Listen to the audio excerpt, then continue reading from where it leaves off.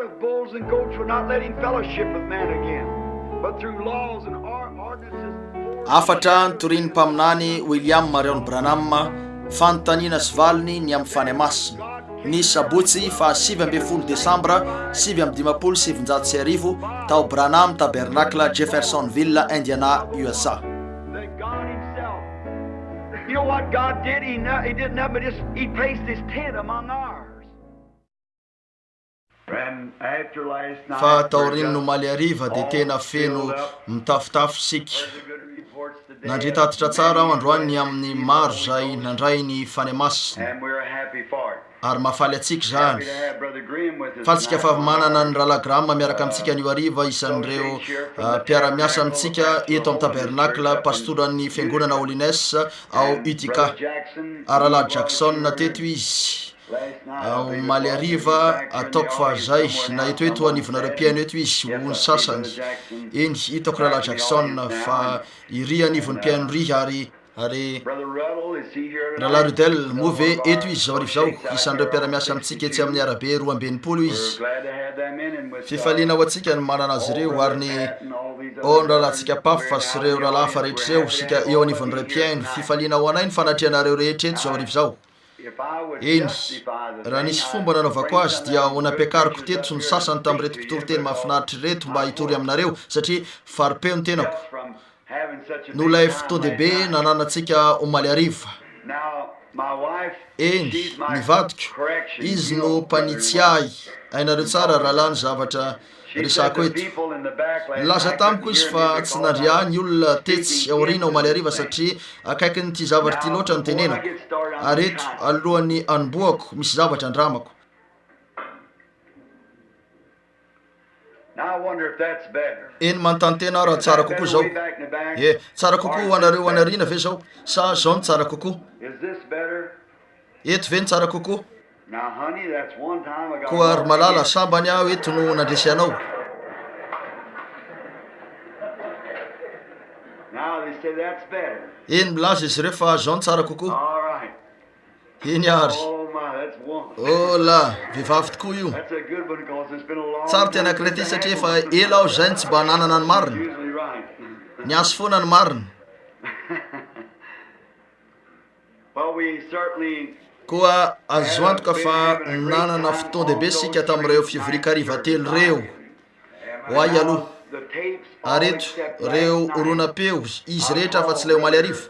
Niantso ny rala Godia aho ary niteny taminy mba ho tonga anao rakipeo any Tabernacle saingy ny zavanisy raha ny fahazahoko azy dia hoe lasa nentin'ny Billy Paul ny fiarany ka tsy azo ny rakipeo raha ny fahalalako azy. Koa dia tsy ananantsika eo anankiray io ho tiako ny nitahiry an'izany tato am-piangonana noho ny amin'ny fiangonana mba hahafana milaza amin'ny hafa izay inotsika. Eny raha riva aho dia iresaka ny hoe ilay fiaonana lehibe raha tapitra raha-potoana ny fanontaniana. Aveo rapitso maraina dia ho fivoriana eto manasitrana fa hivavaka ho an'ny marary sika. Noho izany tsy afaka izary sika na anao fotsiny hoe eny ianao no raisiko sy ianao ary ianao tsy ho mety zany fa misy andiana karatra zaraintsika ary ao anatin'ireo karatra ireo misy vitsivitsy atsoko eto amin'ny lampiazo. Ary koa raha manomboka manambara ny Fanahy Masina dia ankeo amin'ireo mpiaino zany ka hanondro olona avy ao anivon'ireo mpiaino ho fivoriana eto manasitrana. Ary koa rapitso maraina hitory aho raha sitrapon'ny tompo mialoha kely ny fivoriana eto manasitrana. Mahita ny vadiko mea ry malala tsy renao mitsy ve aho? Oh, renao ah, koa tsara zany. Petraka etsy aoriana indrindra izy ary raha to tsy reny aho dia ahetsiny lohany ana tsy renao tsy renao. Koa aveo rapitso hariva dia ho fivoriana hitoriana filazantsara no sady isy fotoana anaovana batisy. Ary koa raha vao tapitra ny toriteniko rapitso hariva dia ho esorina ny lamba sarona ary isy batisan'ny rano eto rapitso hariva. Raha sitrapon'ny tompo raha sitraky ny tompo ny maraina aho dia na rapitso hariva aho dia te hitory ny loha hevitra hoe nisy famantarana ny mena. Ary koa raha etsika ny alarobia hariva raha mamela ho eto ny tompo ny alarobia hariva te itory any loha hevitra hoe nahita nikita ny teny atsinanany zahay ary tonga iakoaka aminy koa ny alina mialohan'ny aliny krismasy zany ary kio aorin'ny krismasy de misy herinandro fialan-tsasatry ny krismasy eo no andrasantsika nireo taratasy rehetra rahala mercier sy ireo sasan'ireo matetika ny manangina azy ireo de avelatra eto izy rehetra ary mivavaka ny am'ireo taratasy ireo zahay ka mangataka amin'ny tompo mba hitarika anay hoe aiza eto an-tany no tokony aleanay eny manana fandarana lavo reo lehilahy kristianina mpandrara izy tsy hoela ao Florida aloha ny fevriana izy ireo avy eo dia ho any Kingston avy eo ho any Haiti ary akao Porto Rico any atsimon'ny Amerika de miverina mandalo Mexique nefa to mitarika ho any Norvège ny tompo tsy haiko ny antony fantatrareo ve lay boky kely antsoina hoe lehilahy ny rahan'Andriamanitra iny fivavahana miparitaka indrindra ao Norvège etrereto zany ny am'izay nataon'ny tompo teo fa fony-tany aho tsy namela ametra tanana tamin'ny marary izy ireo takariva telo any teo de tsy namela ametra tanana tamin'ny marary izy ireo koa hitanareo ny zavatra azon'Andriamanitra tao be loatra ny vahoaka ka nilain'izy ireo ny napaka polisy ny taigina soavaly mba hanala ny olona teo amin'ny lalana ka afahako akeo amin'ilay toerana de tsy nametra tanana tamin'ny marary aho nivavaka ho azy ireo teo aho navelako ny fametra tanana izy ireo koa zay no ataoko eny raha-pitsy maraina eny anio ariva hiditra fotsiny am'reto fanontaniany reto angambosika satria misy tena tsara ny sasany am'ireo ary tsy haiko ny fotoana iazonany tompo atsika eo am'izany ary kio raha-pitsy maraina mety Billy Paul angamba na Jean na Leo hoeto ny ray mba hizara an'ireo karatra fangatambavaka amin'ny valo hatramin'ny valo sasany eny ianareo olona avy any ivelan'ny tanàna avelao averiko ndray zany mba tsy adinonareo raha tianareo ny akeo amin'ny laharana dia leonay kokoa ireo olona avy any ivelan'ny tanàna raha zao tao eny indraindray ndeha to am-piangonana de tonga eo amin'ny toerana zay ilazany hoe fa raisina ny olona avy any ivelan'ny tanàna hoetineto isy olona na hoe fa tsy haiko tsara ny marary am'ireo mety zavatra diso nambarana raisinareo indray avy eo ny olona eto an-tanàna de o reo mety efa fantatrao ny am'ireo koa de o reo nisy efa nanao hoe fa olazaiko anao ny amin'io avy am'ireo karatra fangatambavaka koa ahoana ary ny am'izay tsy manana karatra fangatambavaka sady misy isan'andro rehefa ahoana hoe analafitra kely micro hoe fa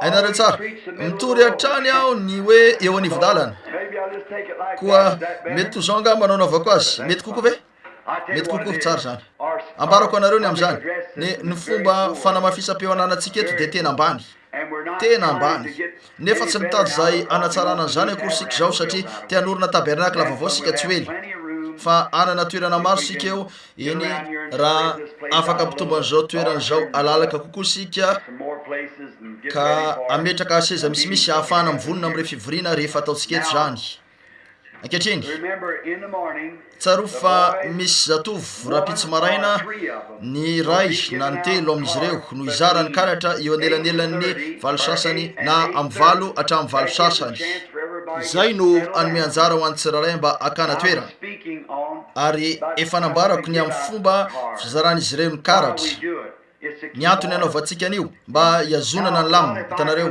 eny ahoana raha tonga eto tontony am'izao fotoana zao aho ka anao hoe ako ty vehivavy ty iry vehivavy ry sy ry lehilahy ry ary ty vehivavy ty hitanareo fa ho somary sarotra ihany zany hitanareo koa dia raha ianareo efa nataoko imbetsaka io ary raha tsy maro loatra izy ireo ny maraina de mety zay ihany no ataoko anao ao hoe firy amin'ny olona eto no avy any ivelan'ny tanàna nefa misy olana aminy mitsangana ianareo ry rahalahy mercier tongava anampy avy ianao tonga ianao tonga izy mba andray fanampiana ho an-tenany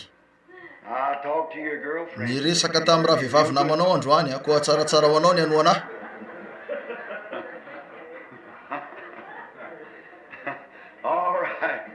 eny ary tsara zany ankasitrahako zany eripo zany ry rahalareo rehefa misy tsy mety dia aoka sika nitsy anio arak'izay aztsika atao arak'izay mety vitatsika koa eny de ny avy any ivelan'ny tanàna ihany ary no angatana anangana ny tanany raha misy zavatra tsy mety aminy. Aveo dia mijanona eo ny tena mitodika amin'ny olona iray mandra-panombohan'ny Fanahy Masina miasa ka mandrobaka ny mpiaino rehetra. Firy no efa teto ka nahita an'izany nitranga teto entiko hitanareo koa dia tsy olana zay fomba anaovana azy fa dia tiako tsaronareo zao iesaka ao ny hiverina amin'io indray raha pitsy maraina ho an'izay tilisy ny filazantsara zay nomena azy ireo dia ny filazantsara ny finoana fa tsy amin'ny asa mihitsy. Hitanareo toy ny voalazako maly hariva fonilatsaka ny Fanahy Masina tamin'ny Pentekosta rehefa nakeo amin'jiosy izy ireo niasa 725 dia nilainy nametra tanana tamin'izy ireo mba handraisany azy ary rehefa nakao amin'ny Samaritana izy ireo dia nilainy izy ireo nametra tanana taminy. Saingy rehefa tonga teo amin'izay tilisy izy ireo teo amin'ny tranon'ny Kornelio raha mbola nilaza zany teny zany Petera tsy nisy fametrahan-tanana. Fony maty ilay zazavavy kely zanakavaviny Jairy mpisorony hoy avy ametrahan-tanana eo aminy dia ho velona izy. Fa rehefa niteny ilay kapiteny Romanina Jetilisy tsy mendrika hidiranao ambanin'ny tafotranoko aho fa mitenena ihany zany tokoa.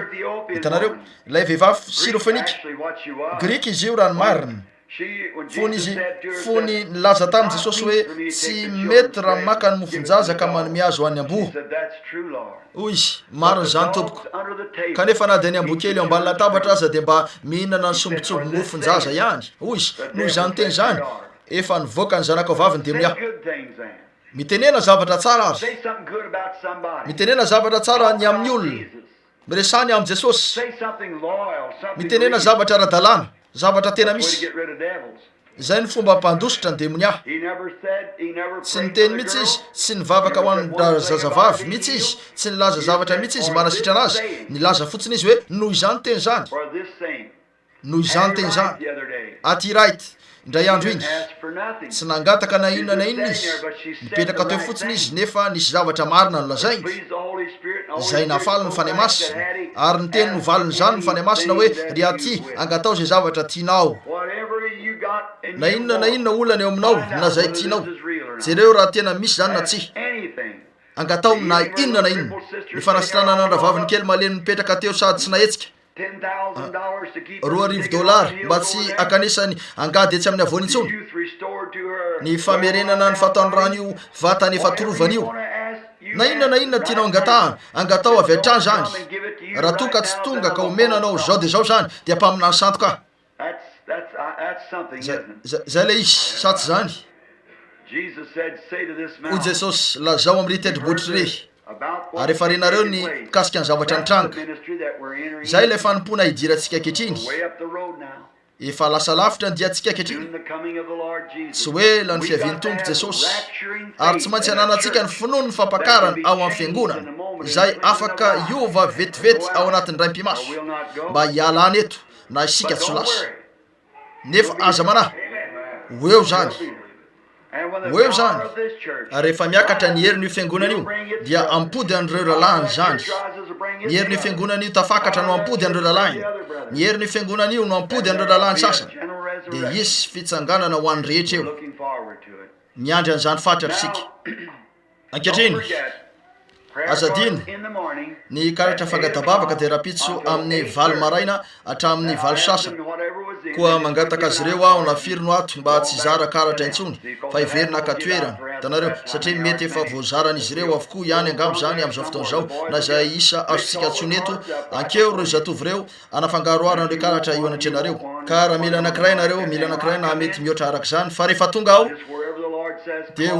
dia zay asain'ny tompo atsona avy amin'ny raha hoy izy aza miantso mihitsy dia tsy antso azy ireo mihitsy hitanareo arak'izay misy eo ary za raha ny marina dia efa miatsita io fanompony io misy zavatra lehibe kokoa eo ampidirana tsaro fa voalaza foana teto amin'ity lampiazo ity zany na tety amin'ity polipitra ity nefa tsy mbola diso mihitsy tsaronareo ve le fanompona tamin'ny fandraisan-tanana hitanareo ve natao zany ireo fisainany fo hitanareo ve natao zany ankehitriny areo maso zao tononona ny teny dia jereo ny atao zany hitanareo nambarako anareo teto taona maro lasa zay tamin'ny fiangonana ny tabernakla ny resaky taona maro lasa zay telo na efa taona lasa fa nisy zavatra teo andalam-pisina efa teo mpitrangana areto zany zao fa eo ampirosona amin'ny miamaka ny endriny io eny feno fankasitrahantsika any am'izany toy inona nisaroantsika tena falitsotro zao ankehitriny manana fanontaniana vitsy tena sarotro sika eto ka tiatsika ny iditra avy hatrany am'izany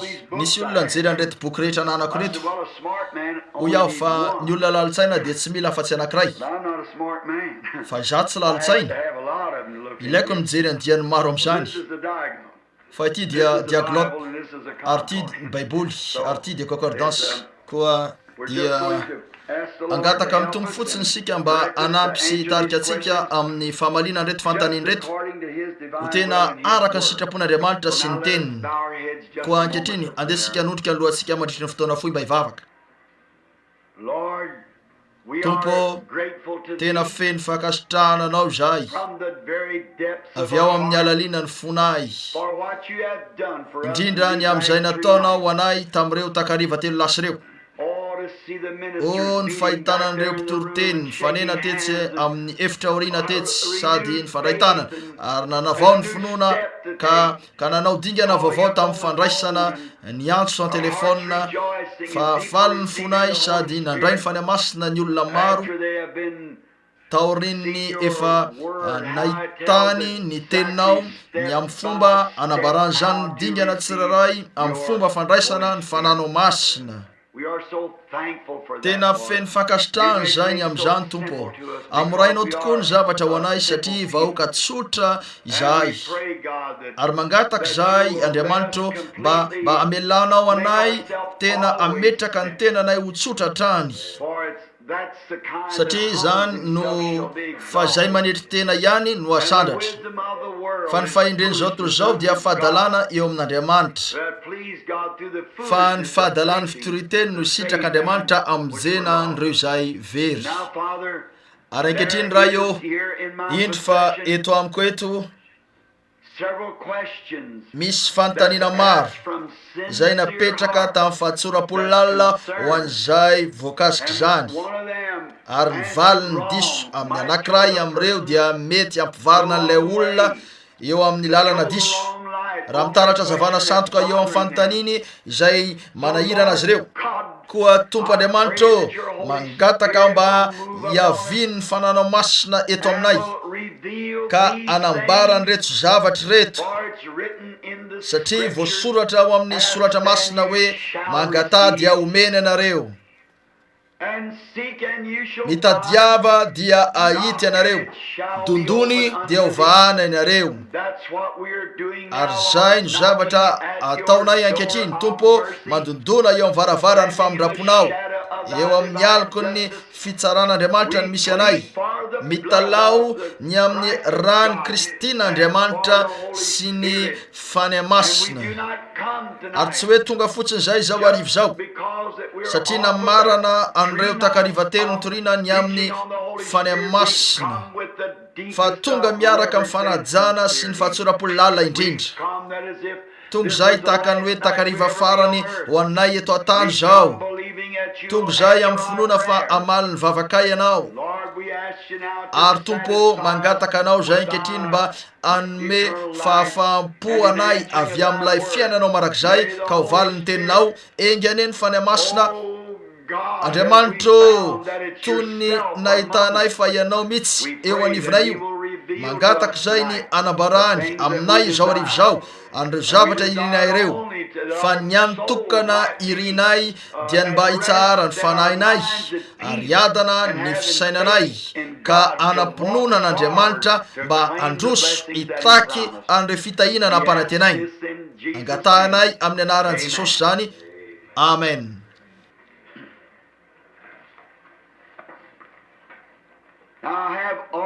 Eny, eto amiko avokoa ny fanontaniana nomenay afa-tsy ny anankiray fa namaly an'i Rahalahy Martin Zatovo aho zay nametra-panontaniana tamiko afaka omaly ariva anankiray ihany. Nisy maro teto omaly ariva nefa fangatambavaka izy ireo ary nanontany fanontaniana ahy Rahalahy Martin mikasika ny jaona 3:40 na ny jaona 3 ataoko fa ny amin'ny hoe raha tsy ateraky ny rano sy ny fanahy ny olona dia tsy mahazo mahita ny fanjakana fa nampitahiny tamin'ny olonapeo zay navoakako ny amin'ny hebreo zany ary fanina tamin'ny tetsy amin'ny efitra aorina aho maly ariva ka nanana anjara mialoha na malina azy aho ko dia nyvaliko ny amin'ny resaka io ankehitriny move misy tongeto nefa tsy teto maly ariva atsangano hoe tanana izay tsy teto maly ariva azo antoka fa nirinay ny niarahanareo taminay nisy fotoana be voninahitra tokoa teto aminay ny Fanahy Masina angamba aho vetivety fotsiny tsy mampaniny zany atao rakipezy ty ary raha misy mpitoroteny ka mety na olona iray ka mety tsy miombokevitra amiko ny am'izay andeha olazaiko eto na koa eo amin'ireo fanontaniana azy dia mangataka rahalahy ny tsy heveranareo hoe hafahafa zany saingy zao tsaro fa zao oronapeo zao dia natao eto amin'ny tabernakle anay eto ireo mpino ato aminay no ampianarinay betsaka am'ireo mpitoroteny avy am'ireo finoana isan-karazany no mipetraka eto ary tiako ny hiditra indray amin'ny aloha hevitra satria misy an'ireo mpino sasany eto aminay tsy afaka anaketo maly ariva nefa hitako eto zao arivo zao ary te handray an'io fotoana foy aho raha to avelanareo kiasika an'ilay efa nresahako maly ariva ary zany de ny amin'ny pentecoste ny amin'ny fandraisana ny Fanahy Masina eny novakiko tao amin'ny emphatique diaglotte araka ny dikateny grika teo no nisy aho maly ariva zay misokatra eto anatriako am'izao fotoana zao io ny dikateny mivantana avy amin'ny teny grika natao anglisy tsy nandalo fandikana maro hafa zany de natao amin'ny fijery hafa fa mivantana avy amin'ny teny grika ho anglisy fa ny teny anglisy matetika izy ireo no misy heviny maro tahaka ny zay lazaiko eto ohatra board raisy teny hoe board io hoy ianareo fa midiko zany hoe manelingelina azy sika tsia nalohany ny volan'ny fahaterany tsia fa izy fafana eo amin'ny ilan'ny trano io fa hitanareo nefa ny tsiraray am'ireo misy teny efatra na dimy azo ampiasaina an'io ilainareo jerena lay fehezateny ny teny hoe si dia midika hoe mahazo amin'ny anglisy ny si dia midika hoe rano mivelatra ny si dia midika hoe mijery hitanareo fa ny am'reto dikateny reto ny teny zay nampiasaiko maly ariva tao amin'ny asa toko faharoa eo am'izay milaza hoe nisy lela maro ny tarenafo nipetraka teo amin'izy ireo tiako niverina fotoana foy tianareo ve ny vetivety andry somary ijery anio indray alohan'ny isoana lavidavitra ankehitriny avadio ao amin'ny King James aminareo na zay dikateny mety vakinareo fa tiako ny amaky an'io ary eno tsara ankehitriny aza diso an'izao ianareo maro androany na dia ny any abafiko aza maro amin'izy ireo niantso hoe reo madame Morgane maro amin'izy ireo no teto ho maly ariva madame Morgane disandreo any abafintsika efa teo andalam-pahafatesana efa tao anatin'ny lisitry no faty tao aloha civile izy 12 na 17 taona lasa zay no nomay miadana ataoko fa mipetraka etsy arinetsy indray izy zao arivo zao tsy nandray izy raha ny filazany satria nanakaiky be ny micro ah ka ho azy ireo dia tiako ny andalo eo indray vetivety eny vakiko io andalatsoratra ao amin'ny asa roa io no ny tonga ny andro pentecosta dia ndraisaina izy rehetra eny aleo kokoa zany te zanto zay no hoe ny fanaiky satria afaka ifanaiky saika amin'ny oloha hevitra rehetra io ianareo fa ny eto dia nitovy ny fisainana izy ireo ny raisaina sady teo amin'ny fitoerany iray izy rehetra ary nisy feo tonga tampoka avy tany an-danitra toy ny rivotra mahery mifofofo ka nanenika lay trano nipetrahany tsy nandoalika tsy nivavaka fa nipetraka nisy lela ny zarazara lela lela ny zarazara midika hoe ny saratsara lela miseho tamin'ny tarehanafo ary isan'olona ny tsiraray mipetraka tamin'izy rehetra izany ary samy feno ary mpampitohy. feno ny fanahy masina izy rehetra ka dia niteny tamin'ny fiteny maro samihafa araky ny nampiteneny ny fanahy masina azy. Ary nisy jiosy mpivavaka tsara nitoetra tany Jerosalema avy tany amin'ny firenena samihafa rehetra ambany lanitra. Ary noho zany ka re zany feo zany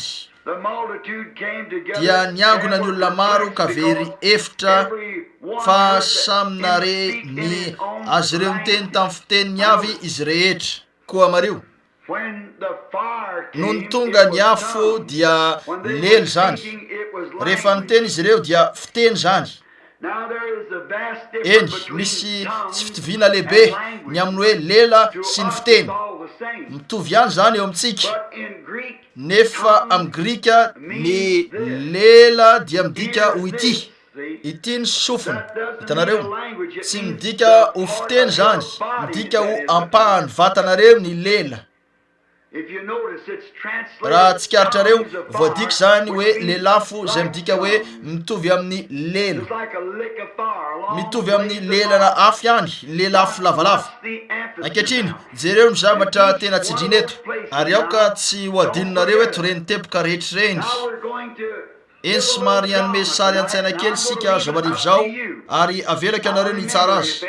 Eny tsaroa fa raha misy zavatra tsekenareo dia anareo ihany zany, fa ny fomba tokana azahoan'ny olona zavatra avy amin'Andriamanitra dia amin'ny alalan'ny finoana. Ary alohan'ny afahanareo tsy maintsy fantatro ny zavatra ataoko alohan'ny afahako manam-pinoana ny amin'izay ataoko. Nahoana ny napakatra ny vadinareo ianareo? Nino azy ianareo? Mizahanareo toetra izy, na ranareo maso, jerenareo zay ny aviny na izy azy. Toy zany ihany ny eo misolatra masina amin'Andriamanitra. Zay ny sinireo fahitan'ireo ny io andriafo io sy ireo zavatra rehetrareo, satria nampanantena anio Andriamanitra. Zay ny voalaza n'Andriamanitra. Nozahako toetra tamin'ny teniny izy ary fantatro fa fahamarinana zany ho anareo arao ny teniny. Ary raha misy misavorivory kely anoany dia misy zavatra diso zany anoany, satria Andriamanitra enohy. Andriamanitra dia tsy anao na iasa mihitsy ivelan'izay na mifanohitra amin'ny lalàna nataony. Ny ririnina dia tsy tonga amin'ny fahavaratra, ary ny fahavaratra dia tsy tonga amin'ny ririnina. Tsy raraka amin'ny lohataona ny ravina ka iverina indray amin'ny fararano. Tsy hainareo atao tsotro zao zany. Tolay voalazako omaly hariva ny amin'ny lavadrano mamoaka rano manotraka ny vokatrareo. Na raha mijoro eo anivon'ny sahanareo ianareo ka maiskitroka eo dia ilaza ianareo hoe ry herinaratra lehibe, fantatro fa eto amin'ny saha ianao. Eny very aho ty, tsy haiko ny toerana le omeo hazavana mba ahitako ny toerana lehako, fa misy hazavana ampy mba anazava ny saha. Marina zany eny tompoko, misy hazavana ampy ato amin'ity efitrano ity mba anazava na dia tsy eo azy reto jireto, na dia tsy eo azy zany, saingy ilainareo feheziny io. Eny azonareo atao ny ika mandra-patonganareo tsy vita mika intsony fa tsy hazava mihitsy io, saingy raha miasa mifanaraka amin'ny lalàny ny herinaratra ianareo dia ho azonareo ny hazavana. Fatako zany koa eo amin'Andriamanitra. Andriamanitra no ilay mpahary lehibe ny tany aman-danitra, la tsy miova malisan'io ary mandrak'izay mitoetra ho Andriamanitra izy, saingy tsy miasa izy raha tsy efa arahinareo ny lalàny sy ny fitsipony. Risakaiza zao no lazaiko, tsy mbola nahita an'izany diso mihitsy aho ary tsy diso zany. Ankehitriny mario ny eto, Jesosy ao amin'ny Lioka 4:7 dia naniraka andreo apôstôly taorininy nahavovonjy sy ny nanamasinany azy ireo raha araka ny teny. No marinina tamin'ny finoany ny tompo Jesosy, no masinina tao amin'ny Jaona 7:7 rehefa ho Jesosy hoe manamasina azy ireo raha io amin'ny fahamarinana, ny teninao ny fahamarinana, ary teny izy teo. Ankehitriny nomena hery anasitrana ny marary izy ireo, nandroaka teo amin'ny any, nanangana ny maty ka niverina mpifaliana, ary tao amin'ny bokin'ny fiainana ny anaran'izy ireo. Tsaronareo fa efa nandarovantsika zany, nefa tsy mbola niova fohy izy ireo. Niteny tamin'ny Petera Jesosy nialony nanomboana azy, hoy izy rehefa miova fo ianao dia ampaherezo reo rahalahinao. Ny Fanahy Masina no mino ianareo mba andraisana ny fiainana mandrakizay, saingy rehefa tonga ny Fanahy Masina dia io no fiainana mandrakizay. Mino ianareo mba andraisana, notorotoroiny ny fanahy tamin'ny fanamasinana ianareo, saingy tsy mbola nateraka ny fanahy mandra-pidina ny Fanahy Masina. Marina zany, misy aina ny zaza ao ankibony reniny, miofitrofotra ny ozany madinika ainy zany, saingy misy aina hafa rehefa mitsoka ny fofinaina ao amin'ny vavorony izy. Tsy mitovy io. Toy zany ny io no ry lalako metodista malala, ry mpivahiny masina, ry nazareana. Ny batisan'ny Fanahy Masina dia hafa noho ny fanamasinana. Ny fanamasinana dia fanadiovana, dia ny fanomanana ho an'ny fiainana, fa rehefa tonga ny Fanahy Masina dia io ny fiainana. Ny fanomanana izany hoe ny fanadiovana ny vazy. Ny Fanahy Masina dia ny famelona ny vazy. Fanamasinana dia midika hoe voadio sy navahana ao amin'ny fanimpona. Ny Fanahy Masina no mametraka anareo ao amin'ny fanimpona. Ianareo ny vazy ny diovin'Andriamanitra. Ary hitantsika tamin'izany fa ny Fanahy Masina dia Andriamanitra tenany ao anatinareo. Andriamanitra teo amboninareo tao amin'ny andriafo, niaraka tamin'i Mosesy. Andriamanitra dia niaraka taminareo tao amin'ny Jesosy Kristy. Ankehitriny Andriamanitra dia ao anatinareo ao amin'ny Fanahy Masina. Tsy Andriamanitra telo fa Andriamanitra tokana manao anjara asa telo. Andriamanitra nidina nidina avy teo ambonin'ny olona, tsy afaka nikazikazy izy io, satria nanota izy tao amin'ny Saedena ka nampisaraka ny tenany tamin'ny fiambonana taminy. Koa dia inona no nitranga? Voatery ho teo amboniny izy. Ny ranomby lasy ny osila dia tsy namela azy hanana fiambonana tamin'ny olona indray, fa tamin'ny alalan'ireo lalàna sy ireo fitsipika no naony raha teo niendrika io fotoana ho avy io, raha ny fanatitra vaton'omby lasy ny sisa sy ny ondry. Aveo rehefa nidin'Andriamanitra ka nonona tao amin'ny vatana voamasina iray, nateraka ny vehivavy virgin, dia Andriamanitra tena zany. Fantarareo ve nataon'Andriamanitra tsy nisy nataony afa-tsy nametraka ny trano lainy teto amin'ny antsika. Andriamanitra nonona tao amin'ny trano lainy antsoina hoe Jesosy Kristy. Namelatra ny trano lainy teto amintsika fotsiny izy, ka lasa itory an'izany ara-pitsy maraina koa dia tsaratsara ny amelako an'io koa. Izay ny fomba nanaovan'Andriamanitra trano laina nonenany teto amintsika, ary ankehitriny dia Andriamanitra ato amintsika. Hoy Jesosy ao amin'ny Jaona 4:12. Amin'izany andro zany dia ho fantatrareo fa izaho amin'ny ray, ny ray ato amiko, ary izaho aminareo, ary nareo ato amiko. Andriamanitra ato amintsika. Inona ny tanjon'izany? Mba hanohizana ny planiny. Nanana planin'Andriamanitra, naniry ny asa eo amin'ny olona izy, ary nasehony tao amin'ny andriafo zany, izay afo mistika izay niantona teo ambonin'ny zanak'Israely. Aveo io afo teo ihany no tonga voaseho tao amin'ny vatana ny an'i Jesosy, ary nilaza izy fa izy io afo io. Fony mbola tsy ary Abrahama izy ao. Izy io afo io. Hoy izy avy amin'Andriamanitra aho ary verina amin'Andriamanitra. Ary taorian'ny fahafatesana nandevenana azy sy nitsanganany dia niaona taminy teny amin'ny lalana Masidapôly, raha mbola Saoly ny anarany, teny amin'ny lalan'ny Damaskosy, fa niverina ho io andriafo indray izy. Nisy hazavanana najamba ny masony. Marina zany. Ary indro izy ankehitriny le andriafo ray ihany. Lay Andriamanitra ray ihany no manao famantarana mitovy, asa mitovy, nahoana miasa eo anivon'ny vahoakany izy. Ato amintsika izy. Izaho miaraka aminareo izy amin'izao fotoana izao, fa ho eo aminareo aho, omba anareo aho, sady ho ao anatinareo hatramin'ny fahataperana ny fiafarany izao tontolo izao. Ombantsika izy. Ankehitriny Mario, naniraka azy ireo Jesosy mba hiakatra ao Jerosalema ka hiandry. Ny teny hoe mitoera dia midika hoe miandry. Tsy midika izany hoe mivavaka, fa midika hoe miandry. Tsy mbola afaka itoroteny ireo olon'ireo satria tamin'izay na izy azy teo ihany no nalan'izy ireo ny fitsanganany tamin'ny fahitany azy tety ivelany. Nandidy azy ireo izy mba tsy itoroteny intsony, tsy hanao na inona na inona, mandra-panafina azy ireo amin'ny hery avy any ambony aloha. Tsy noko hoe misy mpitoroteny ka ny ran'Andriamanitra na afaka anana fanimpona araka ny tokony ho izy, satria tsy voafetra Andriamanitra.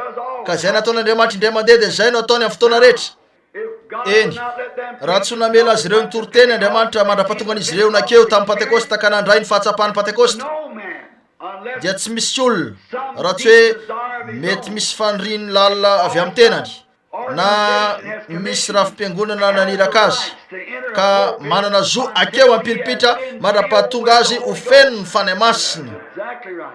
Tena marina zany satria araka ny fomba fijery ara-tsaina avy amin'ny rafim-piangonana iray ihany no hitariany azy ireo mandrapatonga azy ho feno ny fanahy masina. Eo izy vao hanome azy ireo ny sakafo ny voromailala, ilay zanak'ondry sy ilay voromailala arak'izay no resahako maly hariva. Ankehitriny Mario hoy izy miakara ao Jerosalema ary mitoera ao miandrasa fotsiny eo mandra-pandefasako ny teny fikasany ray. Ko dia inona nataon'izy ireo? Nisy 20 izy ireo teo lahy sy vavy nakao amin'ny trano ambony tao amin'ny tempoly. Eny nanakaiky ny andro firavoravonany amin'ny Pentekosta teo avy amin'ny fanadiovana ny fitoerana masina sy ny famonona ilay zanak'ondry ny Pasika mandra-pahatonga ny Pentekosta izay voalombokatry ny taobidinjana ny jobily ny Pentekosta ary ny amin'ireo trano eny efa teo amin'ireo tanànareo aho. Ny tanànana tsy nanana dia tsy mba mpanao tohatra ao anatiny.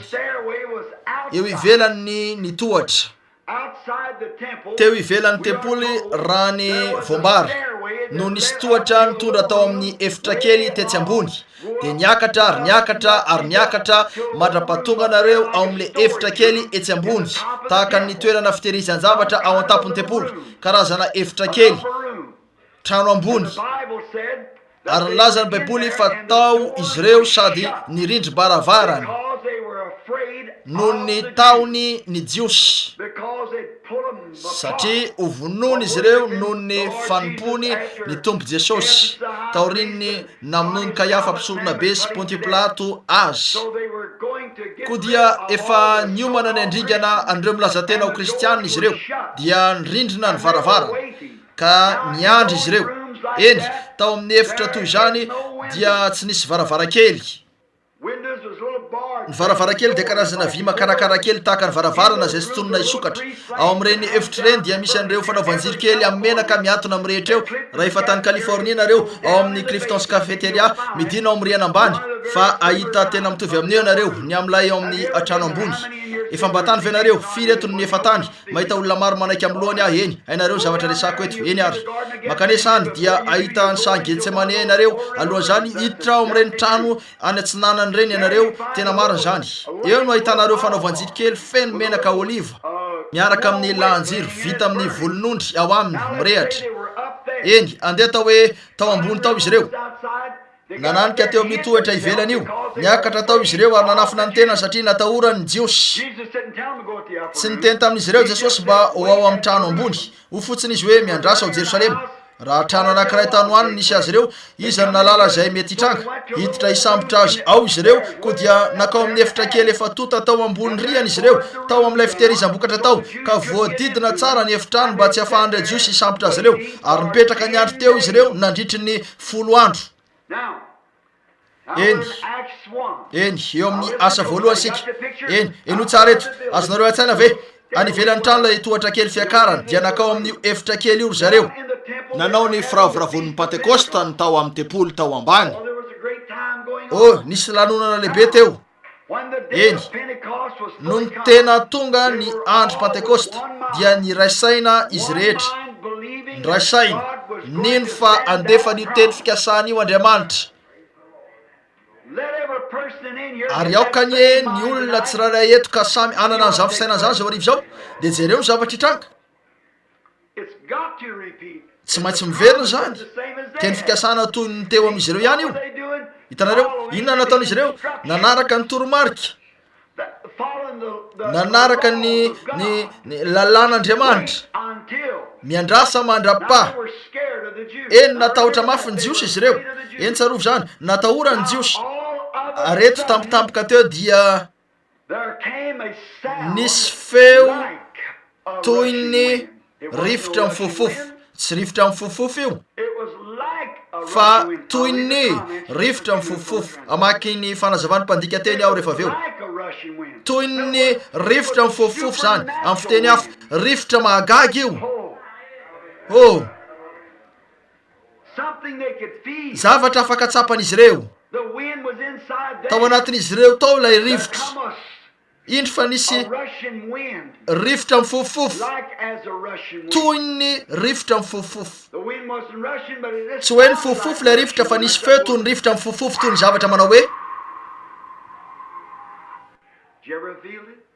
efa mba natsapy zany ve nareo hola toy ny rivotra mifofofofo ankehitriny zareo ary no fenona eny fa nieto dia voalaza hoe rehetra saingy amin'ny grika dia voalaza hoe nanenika sora-baventy NANENIK nanenika ny trano tamin'ny toerana rehetra tao ny lavadavaka sy ny zoro ny ary ny tritritra rehetra dia tao feno an'io tsy ny filazana hoe ry lehilahy tsapanao ve ny tsapako tsia teo amin'ny toerana rehetra zany toy ny rivotra mifofofofo eny zareo nisy feo tonga tahaka ny rivotra mahery mifofofofo ary pampito zany eny zareo tsara ny ary raha tsy jerenareo tsara zany dia ampilaza azy zavatra tsy nolazainy ianareo hitanareo ary toy ny zavatra nisy voalohany de feo nisy zavatra toy ny rivotra mifofofofo tonga teo amin'izy ireo ary tsaronareo le omaly arivo nakao ampivarotra aho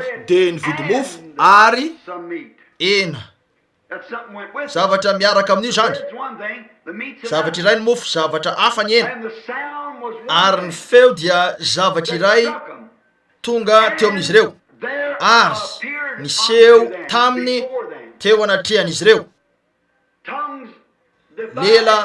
lela ny zarazara misy efa nahita ny didifolo nataony Cecile Demille veto mba tsikaritra reo ve rehefa nisoratana reo didy raha ny fomba naizany an'io dia tsy fantatro fa nisy zavatra roa na telo tiako tokoa hitako tao am'izany zavatra voalohany dia io azavany emeraldy io toy izany mihitsy ny endrika io hitanareo misy zavatra hafa koa rehefa nisoratana ny didy ary rehefa vitsy zany mba tsikaritra reo ve fa nisitaka ny ala teo amin'io andriafo lehibe io nisy an'ireo lelafo nisitaka teo tsikaritra reo ve zany eny everiko fa zany no zava-nisy tamin'ny pentecoste niseho tamin'izy ireo teo ka afaka nahitan'izany izy ireo tsy milaza akory aho hoe milatsaka teo amin'izy ireo fa niseho taminy reo lelafo zay no antsointsika azy lela toy ny lela mitovy amin'ity lela eto ty endrika lela lelafo eny ny sofina arak'izay voalazako ny sofina de sofina ny ratsatanana de ratsatanana ny ratsatanana tsy midika hoe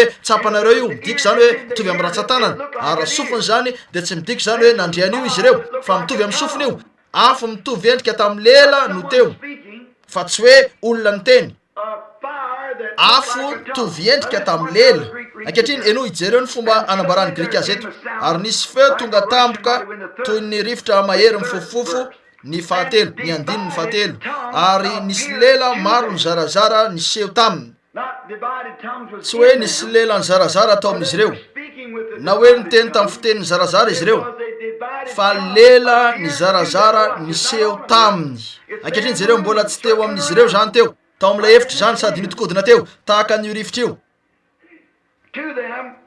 taminy mitarena afo lela ny zarazara niseho taminy teo anatrehan'izy ireo zany toy ny afo lela toy ny afo ary isan'olona tsiraray petraka tamin'izy rehetra zany tsy hoe nakao amin'izy ireo fa nipetraka teo amin'izy ireo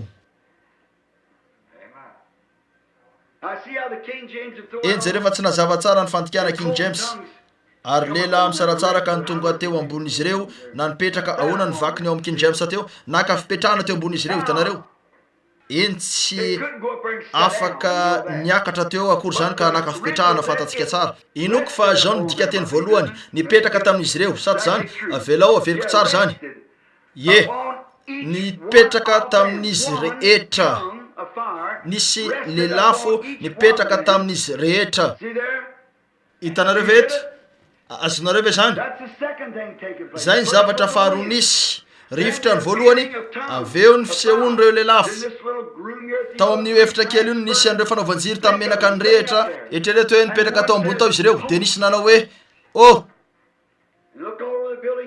nijery nanelana ny efitrano izy nanenika ny efitrano zany de o reo jereo nisy lelafy nanomboka ny odikodina tao amin'ny efitrano ankehitriny jereo ary teo nisehony reto lelafy reto eny jereo ntoy eny ary pampitoy hafa ndray misy zavatra hafa nitranga samy feno ny fanahy masina izy rehetra.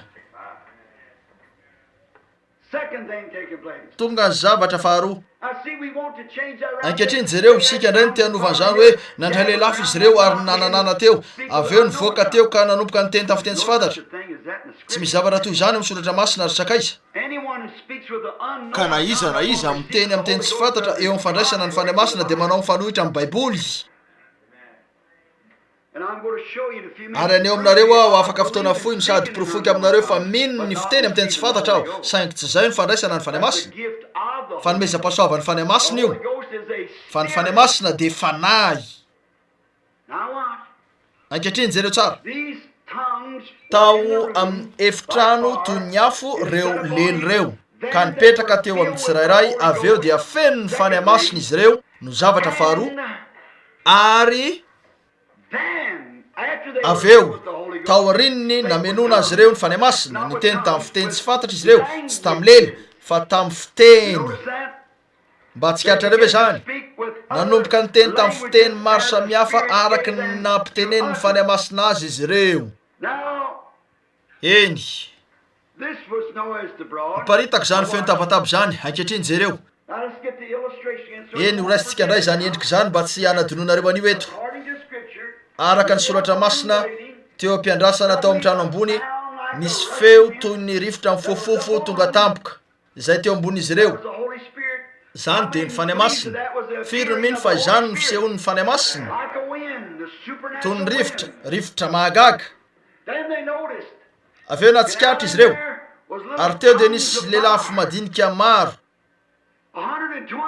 nisy 20 tam'izany zay nanomboka ny nidina ka nipetraka teo ambony tsirairay tamin'izy reo. Ino zany lay andriafo izay Andriamanitra tenany nampizara ny tenany teo amin'ny vahoakany no niditra tao amin'ny olona. Jesosy no nanana ny fahafenony tao aminy ny fanahy tsy nisy fetra fa isika manana azy araka ny fetra. Azonareo ve ny tiako ambara satria zanaka natsangana isika lay fiainany mandrakizay no niditra eny inona no nitranga koa dia feno ny fanahy masina avokoa izy reo. Eny te anontany zavatra aminareo aho ovina no nanomboka re zany raha nilainy izy reo ny nivoaka an'io trano ambony io mba hidina ny tohatra ka akeny amin'ny kanja ny lapa na akeny amin'ny kanja ny tepoly izay mety tsy de lavitra loatra teo amin'izay nisy azy reo nidina fiteny amin'ny rihana ambony nakeo amin'ny kanja izay nisy an'ireo olona rehetra nivory tafangona teo fa nivoaka avy tao toy ny mamy fanahy izy reo satria hoy ny olona leo divay mamy reo olona reo tsy mbola nahita zavatra toy zany mihitsy izy reo ary samy niesaka ny laza ny tsirairay hoe tonga ny fanahy masina eo amiko ny teny fikasan'Andriamanitra no fenonina ny fanahy aho fa tamin'ny maha-Galiliana azy lay olona nyresahany zay arabo na parsiana dia nare azy tamin'ny fiteny manokana. Ahoana no andrenesantsika azy reo tsy hoe fiteny tsy nisy nalala ahoana no andrenesantsika azy rehetra reo amin'ny fiteny izay nahabe atsika tsy Galiliana va reo rehetra miteny reo ary mety niteny tamin'ny Galiliana saingy rehefa nandrian'izany izy reo dia tamin'ny fiteniny izay nabe azy zany. Raha tsy zay dia tia metra-panontaniana aminareo aho valio zao fanontania zao ahoana ny nandehanany Petera teo ka niteny Galiliana nefa nalala ny zavatra nolazainy io andiany rehetra io. 3,000 ny fanana anatona ny Kristy teo nefa fiteny anankiray ihany ny tenenany Petera. Zany tokoa Andriamanitra nanao fahagagany zany. Petera teo amin'io piaino teo io ihany zay nisy an'ireo mponina avy any Mesopotamia, reo vahiny, reo prozelita sy reo rehetra avy amin'izao tontolo izao rehetra ny teo ary teo petera ka nitory tamin'ny fiteny anankiray nefa nare azy ny olona rehetra satria 3 no nibebaka sy natao batisa tamin'ny anaran'i Jesosy Kristy teny eo.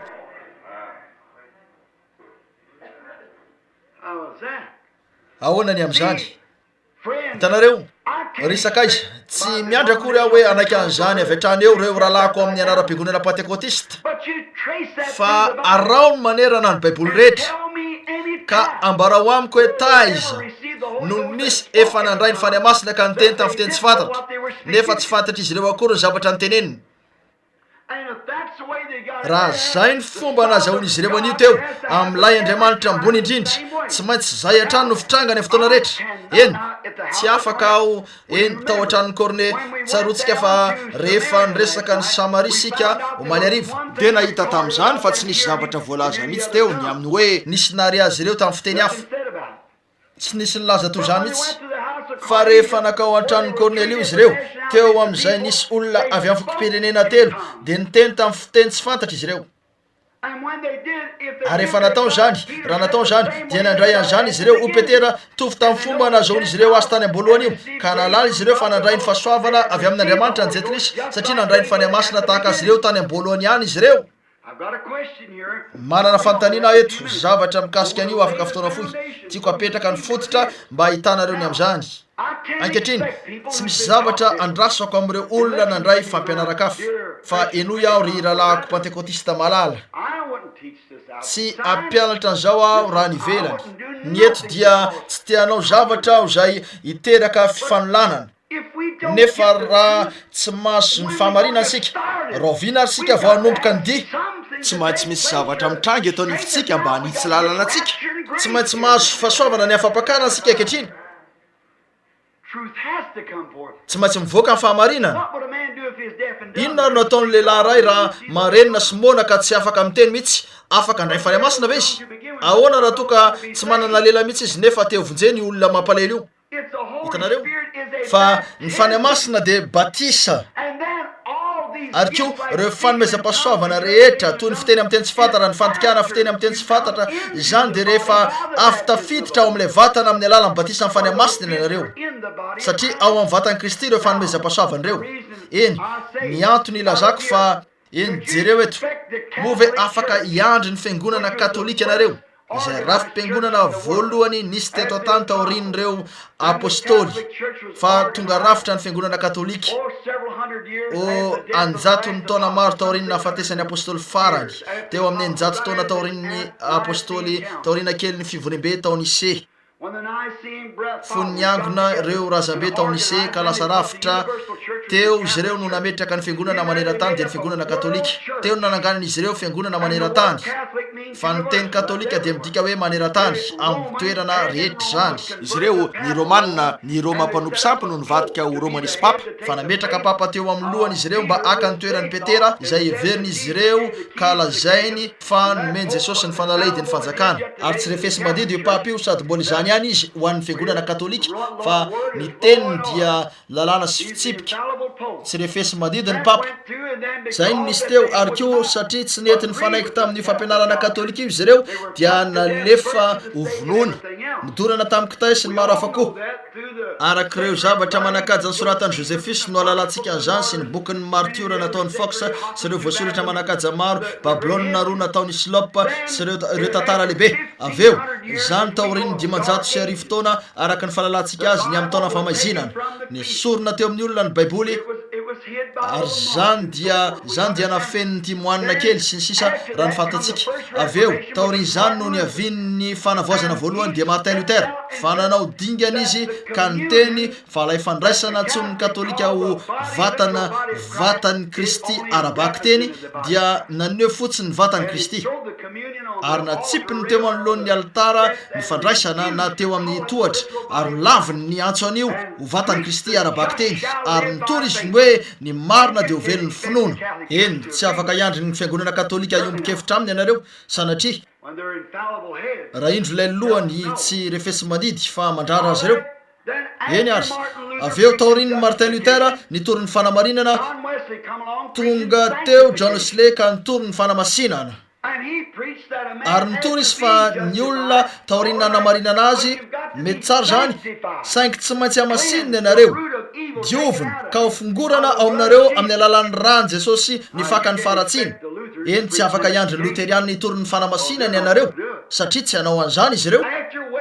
taorininy nitorinyny Wesley ny fanamasinana nisy andiany kely maro nivoaka avy tamin'izany, avy eo ny metodista wesleana sy ny nazeriana sy ny sisa izay niazona ny afo irehitra tamin'ny taonany, dia tonga teo avy eo ny pentekotisma ka nanao hoe Fanontaniana masina de batisa ary miteny amin'ny fiteny tsy fantatra zay rehefa mahazo azy. Zany mihitsy koa rehefa nisy teo zany tsy afaka iandry ny nazeriana sy ireo metodista wesleana sy ny sisa ino anio ianareo, tsy ino izy ireo de miany antsony izy ireo anio.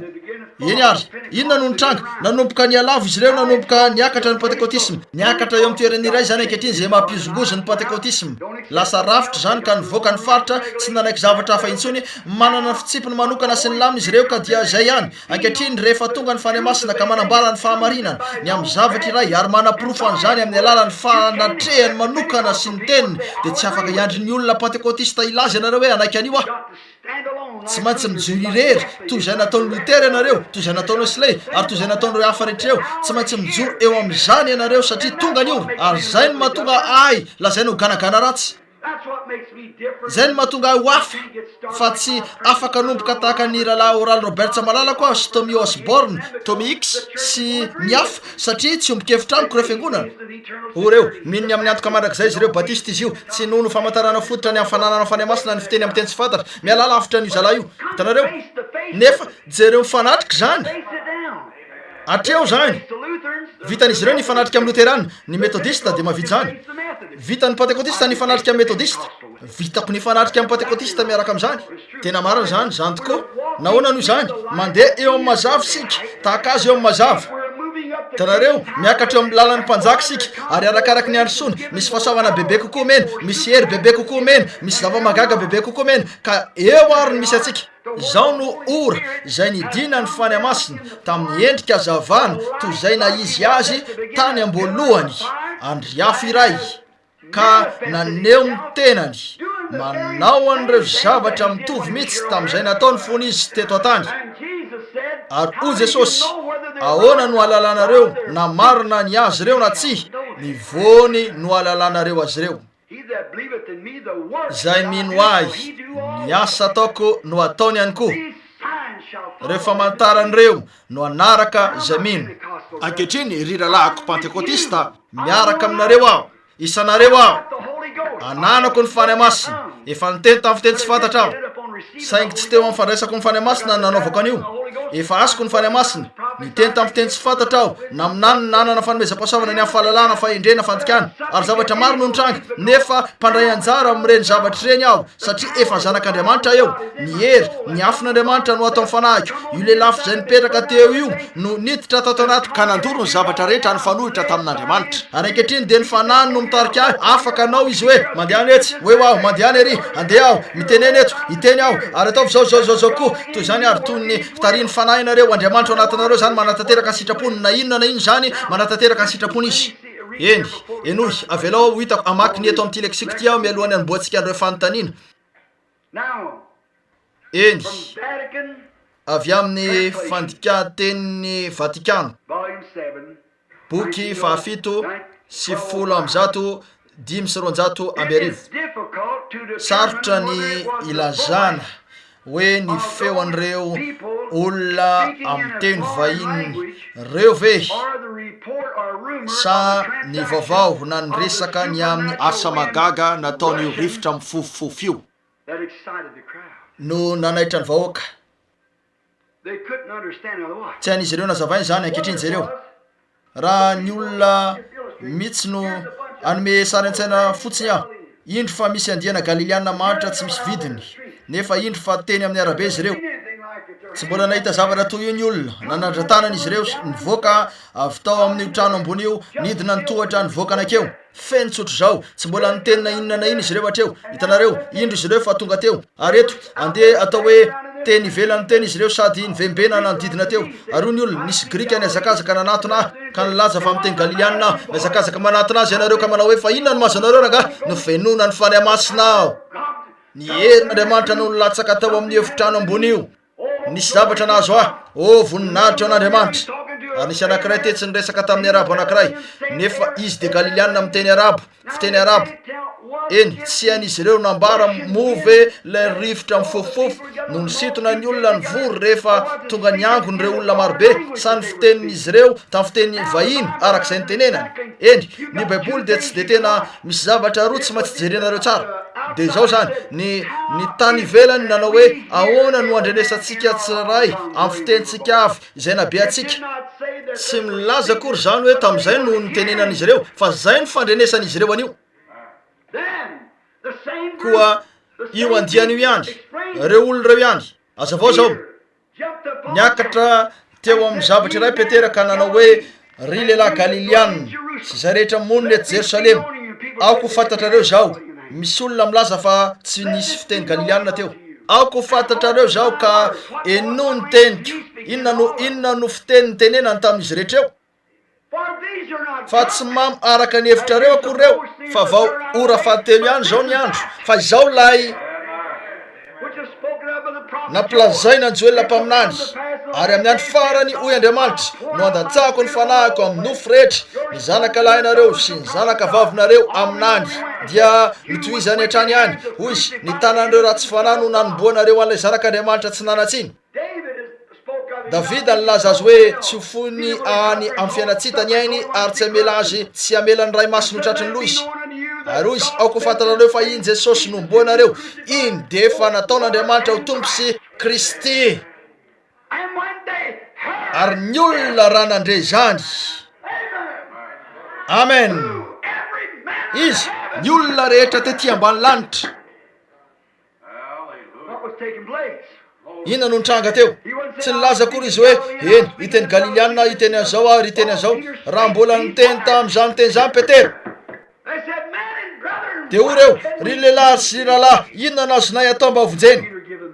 De nomeny Petera azy ireo ny raikim-pohy. Ka izay fomba izay foana ny sehony, hitanareo, mandroso miakatra zany, miamiditra hatrany ao amin'Andriamanitra. Fa midra manakaiky kokoa, ahoana nafantaranareo, indro rehefa nandray ny fanahy marina ny Lutera, de fanahy masina ny antsoina an'io, zany izy io teo. Nandrotsaka kely tamin'izany Andriamanitra. De inona ny voalazany avy eo? Nandray fanahy masina no Wesley ka nanao hoe, rehefa mika anareo de manana azy. Nefa maro tamin'izy ireo nika nefa tsy nanana azy. Rehefa niteny tamin'ny fiteny tsy fantatra ny Pentekotista, fiteny tsy nisy nalala de oreo, anananao le izy. Nefa maro amin'izy ireo tsy manana azy. Tsy misy karazan-davatra toy reny famantarany reny ka lalànany io. Ny antokana lalànany azo o Jesosy dia amin'ny alalan'ny voza entiny. Reo asan'ny fanahy, ny vokatry ny fanahy. Koa rehefa mahita olona iray feno ery ianareo, ka feno ny fanahy masina, de mahita fiainana miova. Hitanareo fa reto famantarany reto no manaraka izay mino. Andreo ka demony amin'ny anarako reo. Iteny amin'ny fiteny tsy mbola hainy. Raha misy menarana anaikitra azy ireo tsy ampanina azy zany. Raha mandray zava-mahafaty izy ireo ny sotro de tsy hamono azy zany. Ametra tanana marana izy ireo de ho sitrany zany. Ireo karazana famantarany reo no manaraka an'ireo zaminy. Fa ahoana ny fomba idiranareo amin'izany? Ao amin'ilay vatany ireo fanomezam-pahasoavan'ireo. Ahoana ny idiranareo amin'ilay vatany? Tsy amin'ny fitenenana no idiranareo, fa amin'ny alalan'ny batisa no idiranareo ao amin'ny vatana iray. Kortiana voalohany 12:10. Fa fanahy iray nanaovana batisa antsika rehetra ao amin'io vatana io ka anana zo amin'ireo fanomezam-pahasoavana rehetra ny tompo itanareo. Eny, raha misy olona andre an'izao ronam-peo zao, na isy olona eto tsy ombon-kevitra, tsarovy, ataovy amin'ny fisaka zany rahalahy, satria tianareo aho. Ny fanontaniana voalohany anio ariva, ry rahalahy Branham, ataoko fa ny televiziona dia ozina ho an'izao tontolo zao. Ahoana ny hevitra ao amin'izany?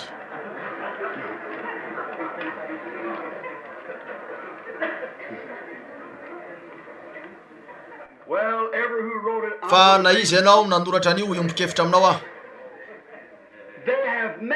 Nataon'izy ireo ozina ho an'izao tontolo zao io. Azo natao fitahiana ho an'izao tontolo zao io. Saingy nataon'izy ireo lasa ozina. Ny zavatra rehetra tak'izany ry vahoaka malala dia miankina amin'izay jerenareo ihany. Raha ozina ny televiziona Then the newspaper is a curse. de ozina ihany koa ny gazety, Then the radio is a curse. de ozina ihany koa ny radio, And anytime the telephone. ary matetika ny telefônina ihany koa. Hitanareo, It's what you make out of it. miankina am'izay ataonareo aminy ihany. Being that the brother Saingy said raha ny tonight, filazan'ilay rahalahy indray ariviny there's hardly hoe any saiko tsy program afaka on the manao television fandarana anymore. amin'ny televiziona intsony izy ireo, Too much money. lasa lafo loatra, ka izay mpitory-teny manitra amin'ny tory filazantsara feno dia tsy afaka hiantoka programa amin'ny televiziona. So therefore, Koa noho izany nisy rahalahy laza indray reva inoko tanoany hoe esoro ny vovoka amin'ny radionareo na nisy olona avoay avy eny anjoro-trano eny zany ka eno ireo fandaran'ireo marina zany. Koa ry olona malala na izy ianao na izy azo antoka fa miombon-kevitra aminao ah, lasa isan'ny zavatra tena mitondra fanamelohana indrindra ho an'ny taranak'olombelona io. in there they take all Eo amin'io no akany izy ireo ny vola rehetra tokony handeha ao amin'ny fanjakana ny amin'ny hetra, ka lany ny amin'ny dokam-barotra mikasika an'ireo programa rehetra, ny amin'ny sigara sy ny whisky sy ny sisa toy izany, ary esorony amin'ny hetra ny fanjakana zany. Nefa avy eo dia akeo izy ireo ka hisambotra mpitory-teny sy handefa azy ireny ao amin'ny fitsarana mba azahoana vola kely aminy. Miombon-kevitra aminareo aho zavatra mahatsiravina io. Eny zany akory ainareo tsara araka ny fahitako azy ihany zany, misaotra anao ry anabavy ry rahalahy na izy ianao nametraka an'io. Eny misy anankiray tsara eto, question. fanontaniana. There is places Misy in toerana the Bible maro such ao amin'ny as baiboly, 1 Samuel ohatra hoe ny Samuela voalohany 2:10 izay milaza fa nisy fanahy ratsy avy tany amin'Andriamanitra nanao andreo zavatra eo. Tsy azoko ny hoe fanahy ratsy avy tamin'Andriamanitra, mba azavao zany azafady, Well, maybe by the fa hand of the Lord. angamba miaraka amin'ny fanampian'ny tompo dia ho vitako. It doesn't mean that God is Tsy an midiko evil zany hoe spirit, fanahy ratsy Andriamanitra, but every fa spirit of ny everything fanahin'ny is zavatra subject to rehetra God. dia manaiky He an'Andriamanitra, makes everything work ary manao ny according zavatra to rehetra what he miasa wills. mifanaraka amin'ny sitrapony izy. Now, on your Hitanareo, question, you're talking eny about ny amin'ny the fanontanianao evil spirit miresaka that ianao ny went amin'ilay out fanahy ratsy nivoaka avy tany amin'Andriamanitra ka nampijaly any Saoly. Nanjobo-dava izy, kivy lalandava no toerana nisy azy, because first place satria he was tamin'ny voalohany niemitra izy. and when you backslide, Ary rehefa miemitra an ianareo evil spirit, God dia will misy permit fanahy an evil amela spirit to fanahy torment ratsy you. ampijaly anareo Andriamanitra. I would like to read to you something. Tea maka zavatra aminareo aho afaka fotoana fohy, manana fisainana hafa aho eto mikasika an'io. Hitanareo, Every spirit has to be manaiky subject to God. an'Andriamanitra ny fanahy rehetra. Remember when Jehoshaphat Tsaronareo ve rehefa indro Josafata sy Iaba fa nivoaka iady, and the first thing you know, fa there was, tampotampoka teo indro nisy mipetraka teo ambavady izy ireo, fa lehilahy maro ny Josafata ary nilaza izy nipetraka teo ireo mpanjaka roa ka nanambatra ny heriny izy ireo ikambana. Koa dia he said, let's consult the hoy Lord izy about where we andesika go out. anontany an Jehova na hivoaka na tsia. De lasa Iaba ka naka anireo mpaminany efajato lahy zay samy nivokisany anina sy natavezany sy ny sisa tsara biky izy ireo, fa tonga teo izy ireo ka samy naminany tamin'ny firaisan-tsaina hoe miakara fa anome fandraisena anareo Andriamanitra, miakara ho ara-mota Gileady, fa eo no akan'Andriamanitra an'io ho anareo. Ny anankiray tamin'ireo nanao tandroka roa ka nanomboka ny azakazaka nanodidina teo mba ampiseho ny fandehany, nanao hoe amin'reto tandro-by reto no anosianao azy ireo hivoaka ny firenena. Anao zany saingy fantanareo fa misy zavatra mikasika ny olon'Andriamanitra izay tsy taitaitra manoloana zany rehetra zany. Hitanareo, raha tsy miaraka maneno tsara amin'ny soratra masina zany dia misy zavatra diso izay rehetra tena pino. Ko dia ho Josafata fa tsara tokoa ny fahitana an'ireto efajato reto, lehilahy mahafinaritra ny fahitana azy ireo. Oh, zany mihitsy ho Iaba angamba. Nefa ho Josafata tsy mbola manana anankiray hafa ve ianao? Nahoana ny mbola mila anankiray hafa nefa efa misy efajato amin'ny fanarantsaina eto? Satria fantany fa nisy zavatra tsy de mazava tsara. Hitanareo, hoy izy, eny mbola manana anankiray hafa zahay, lay zanaky Jimla etsy. Hoy izy, saingy alako izy. Zany tokoa, anidiny fiangonana izy raha vao misy anaovany an'izany, roany hiala eo amin'ny firenena izy io. Hitanareo, tena alako izy. Nahoana izy valanao? Maminany loza ho foana izy. Inoko fa nalala teny eo Josafata fa nisy zavatra hafahafa teo. Ko dia hoy izy miakaraka alao mikaiady, ko dia lasa izy ireo nakazy arindro izy fa tonga teo. Koa rehefa nakany izy ireo dia nisy iraka nalefa nanao hoe fandraso kely. Eny, mpampianatra teolojianina efajato izy ireo niandry. Ireo ny tena mahay indrindra eto amin'ny firenena, miaraka amin'ny mari-pahaizana ny amin'ny lalàna sy ny sisa.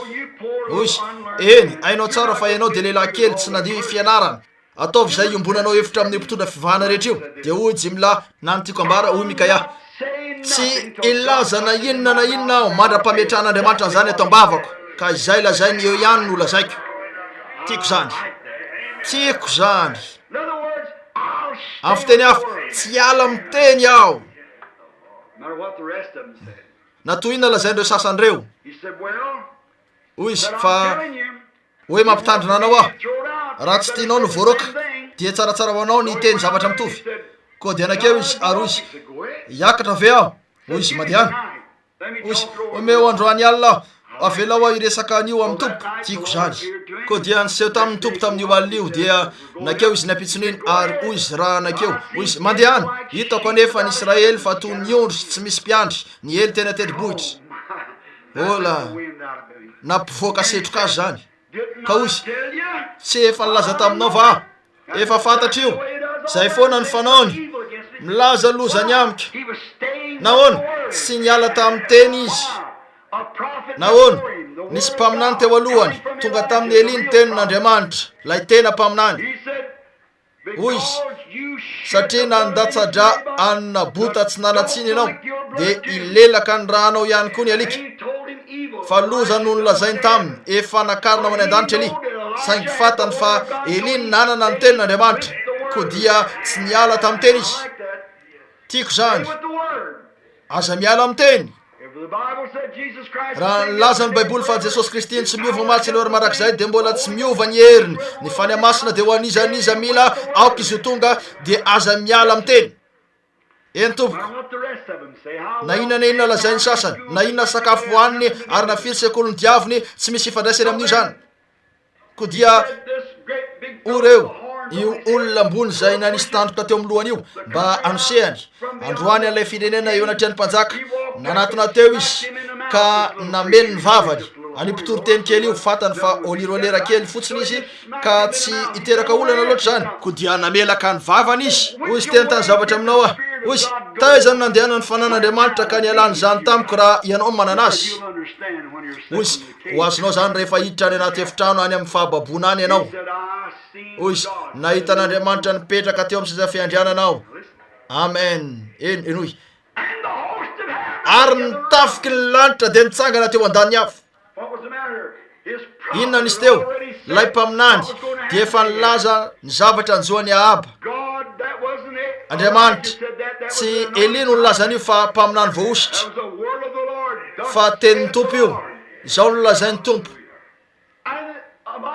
ary Mikaya nahita nitafiky ny lanitra rehetra niangona nanodidina an'Andriamanitra teo amin'ny fivorimbe aho ary nifampiresaka izy ireo dia ony tompo hoe iza no asika alefa hidina eny iza aminareo no afaka hidina eny ka mitaka ny abo mba ivoany akeny ka anatanteraka ny ten'Andriamanitra mba avoatifitra azy iza no asika alefa hidina eny koa ny anankiray ny teny toy zao ny anankiray kosa ny teny toy zao ary afaka fotoana fohy nisy fanahy ratsy nisy fanahy mandainga niakatra avy tany amin'ny faritra ambany ka nanao hoe raha to avelanao aho za no fanahy mandainga hidineny aho ka hiditra ao amin'ireo mpitoro-teny reo satria tsy manana fanahy masina izy ireo ary ataoko izy ireo zalahny fanysekoly fotsiny reo fa hidina aho ka hiditra ao amin'izy rehetra sy amitaka azy ireo ary atonga azy ireo aminany lainga zany vany voalaza ary izy izay ny fomba famitahnay ko dia nandeha izy oy Andriamanitra omeko alalana ny andehanao de nidina izy ka niditra tamin'ireo mpaminany sandoko reo mpitoro-teny voaofana tany an-tsekoly ka natonga azy ireo naminany lainga fanahy mandainga teo no niasa ho amin'ny sitrapon'Andriamanitra avelao aho misy zavatra hafa eto zay mety hitanareo ty jereo kely jereo zao tiako hiara-madika amiko anareo ao amin'ny Kortiana voalohany toko fahadimy ny andiny voalohany vetivety Kortiana voalohany ary jereo ty raha te ahita zavatra anareo ny amin'Andriamanitra manao zavatra fomba ahoana ny amin'ny reto fanahy ratsy reto fomba ahoana no niasany izy ireo eny ary Paoly no miteny eto, efa re marina fa misy fijagajagana aty aminareo. Eny dia fijagajagana zay tsy misy ary na dia am'jetlisy azy. Ahoana hoe nareo ny am'izany fa eo anivon'ny fiangonana fa misy anankiray manambady ny vadin-drainy ary anareo indray va no mirehare ka tsy averao jerena tsara ataoko fa pejy roa ny voavadiko eto. Ianareo indray ary ianareo indray va no mirehare ka tsy mampalahelo anareo kory zany mba eny andraso kely eto marina io mampalahelo zany tokoa mirehare ka tsy mampalahelo mba esorina tsy hoao aminareo lay nanao zany zavatra zany. Za tsy fantatro, tsy noko hoe misy olona te hanampina anamaivana zao saingy manona fotsiny ahony am'izay noko hoe raha vao ny Fanontaniana Fanahy Masina indray mandeha ny olona iray de tsy afaka hiala aminy zany. Hitanareo fa zaho na dia tsy teo aza ny tenako nefa teo ihany ny fanahiko de efa nitsara sady an'ilay nanao toy izany tahaka ny teo ihany aho amin'ny anaran'i Jesosy Kristy Tompo. Rehefa tafangona ianareo sy ny fanahiko omban'ny herin'i Jesosy Kristy Tompo anolotra izany anankiray zany ho an'ny Satana anombana ny nofo mba amonjena ny fanahy amin'ny andron'i Jesosy Tompo. Andriamanitra resaka amin'ilay fiangonana masina de ny vatany eto tany zay eny taorian'ny testamenta taloha ny eto ao amin'ny vaovao miresaka ny amin'ny lehilahy iray izay tena mandoto tena sy matsiravina teo anivon'ny olona fa niaina niaraka tamin'ny vadin-drainy izy. Hoy zavatra toy izany ao amin'ny vatan'i Kristy.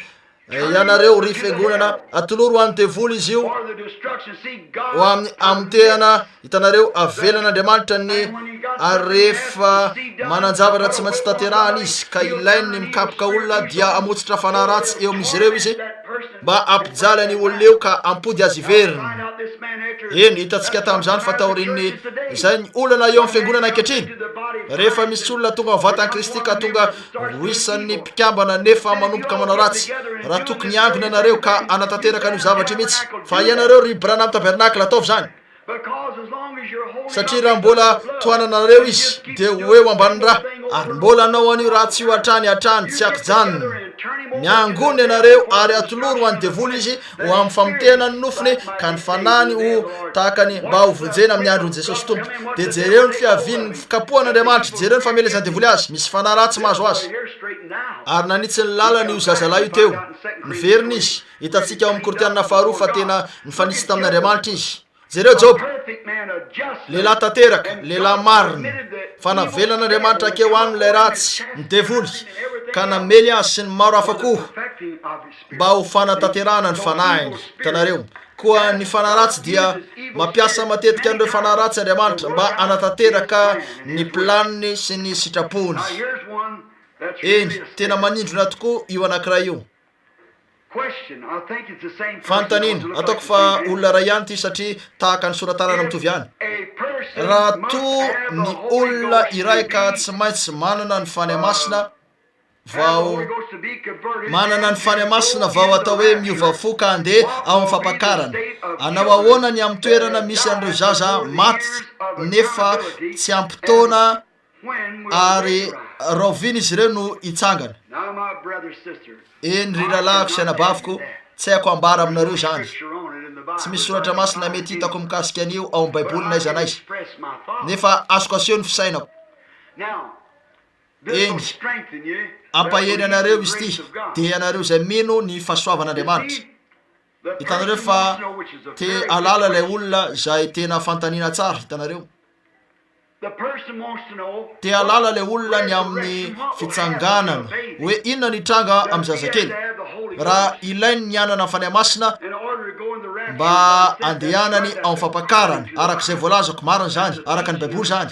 Izay ny fampianaran'ny soratra masina tsy ny fankanesana any an-danitra satria ny olona feno ny fanahy masina no ho eo amin'ny fitsanganana voalohany ny olom-boafidy fa ny sisa amin'ny maty de tsy mbola velona mandrapatapitry ny arivo taona. aoriny millennium eo ny fitsanganana faharoa ilay seza fiandriana ny fitsarana fotsy lehibe hitanareo zay ny tena lamina ao amin'ny baiboly saingy tia lalo ty olo ty ny am'ireo zazakely izy ireo amin'ny fiteny hafa move manana ny fanahy masina melohan'ny faterana izy ireo move no raisin'izy ireo zany fa tsy aiko ambara aminareo io fa eto andesika ilaza toy izao fantatsika fa reo zazakely maty na toy inona ray aman-dreniny voavonjy izy ireo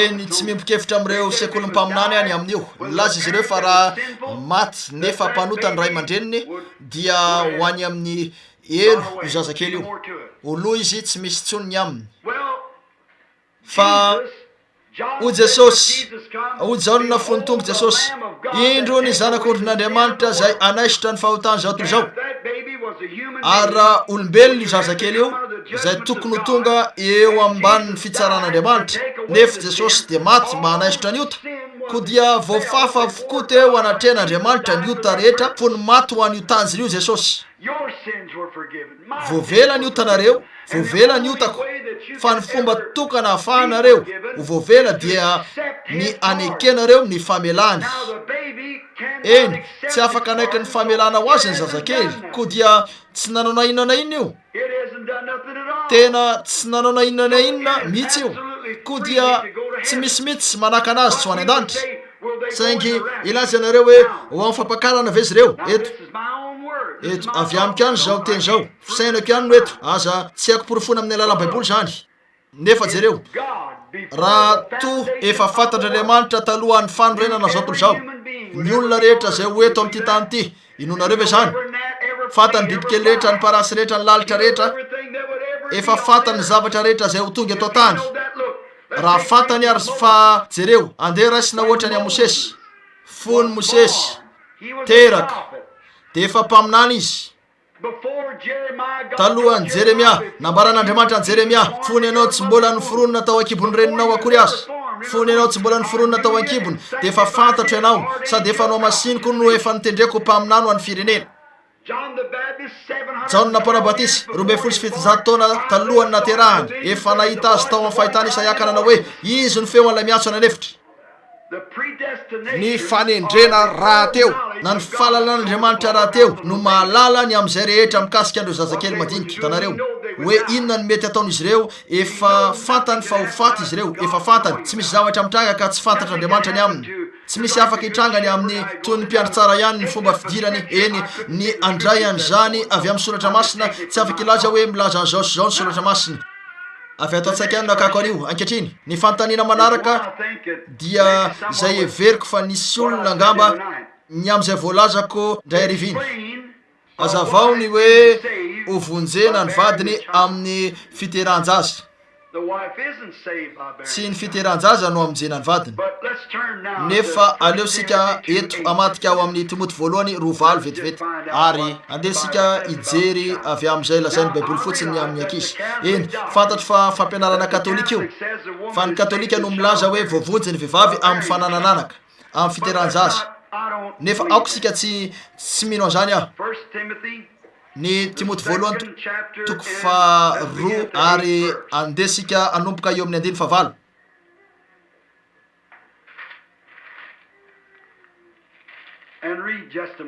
ary amaky vetivety fotsiny eto eny ary enohy ary toy izany koa ny vehivavy iravaka amin'ny fitafiana mahamendrika tsy misy tokony ho fantanitsika ny amin'io saty zany eno zao mba amin'ny famaotinana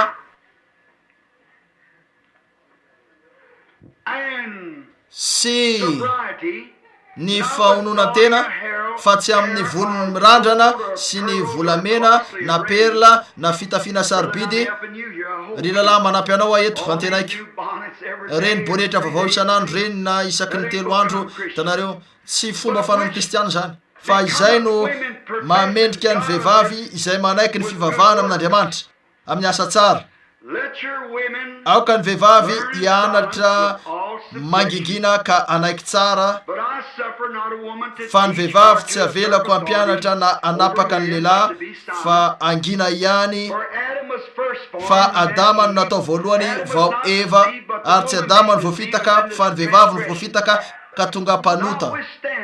Nefa ovonjena ihany izy amin'ny fiterahan-jaza raha.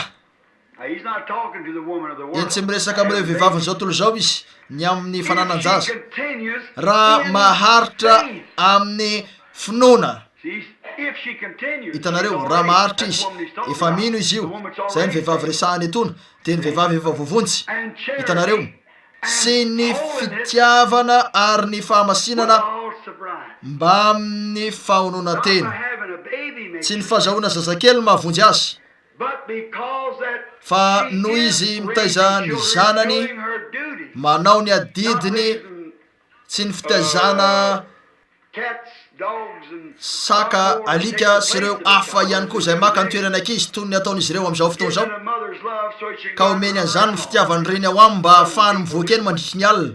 Misy olona sasany manao toy izany, miala tsiny fa zay no ataon'izy ireo, tena entitra tokoa zany lazaiko zany, nefa ny marina de marina. Hitanareo tsy mila zazakely izy ireo fa lasa voafaritra zany.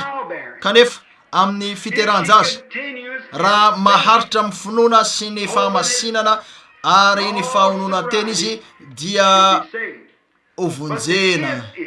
Fa ny hoe raha ovonjena ihany koa ianareo raha nateraky indray.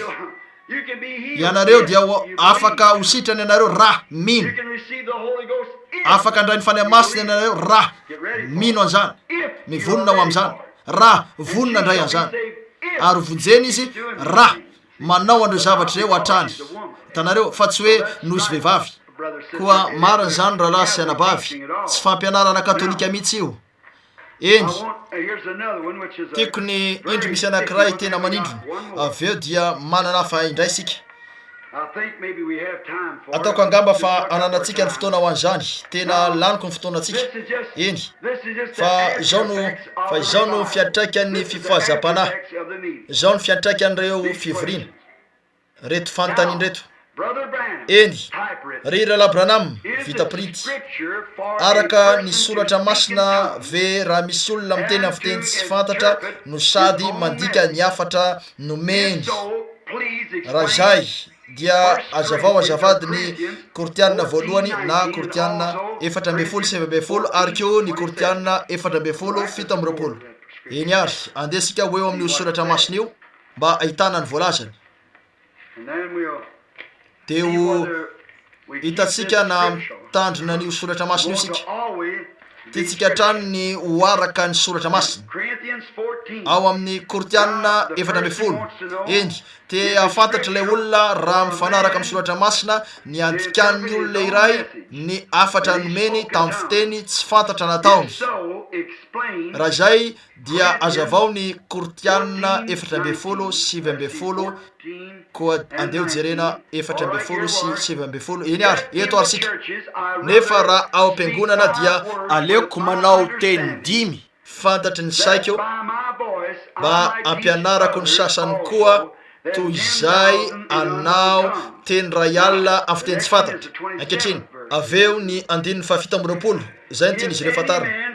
Raha misy miteny amin'ny fiteny tsy fantatra dia avelao orona 3 fa azo atao mihoatra noho izany ka ampifanarakarana ary avelao isy iray mandika teny.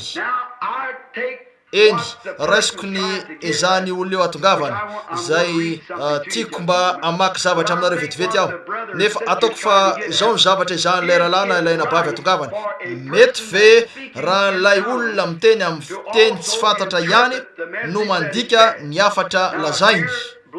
Eny ry sakaiza malala tsara, raha sitrakao ny amaky fotsiny 4:7 amin'ny tokio ihany de eo namaly anareo koa aoka izay miteny amin'ny fiteny tsy fantatra angataka mba ahay mandika teny koa. Zany tokoa afaka andika ny hafatra nomeny izy. Eny raha tosika aoka fotsiny eny ianareo vakio rehetra etio dia hita ianareo fa vakio fotsiny toko rehetra tena tsara io sady mazava zany. Eny ny fiteny amin'ny teny tsy fantatra. Eny raha mbola eo amin'izany asika sady vita rakipeo izy ty, tiako ny laza fa ny fitenenana amin'ny fiteny tsy fantatra dia inoko tahaka ny finoko ny fanasitranana avy amin'Andriamanitra ihany sy ny batisan'ny fanahy masina, ny fiavian'i Kristy faharoa ary ny herin'ny fiainana ho avy tena inoko tahaka ny finoko an'izany saingy inoko fa manana ny toerany fiteny amin'ny teny tsy fantatra toy ny fananany fiaviany Kristy ny toerany. Ny fanasitranana avy amin'Andriamanitra dia manana ny toerany ny zavatra rehetra. Eny ho anareo eto manana anjara ny ilaza an'izao aho eto ka tiako ny anazava izany ary raha mandona nizaniza aho dia tsy izay ny tadiaviko, tsy mitady izay isian'ny korotana aho nefa enoy ny olana eo amin'ny fitenenana amin'ny teny tsy fantatra eo amin'ireo vahoaka pentekotista mitenako ihany koa pentekotista aho.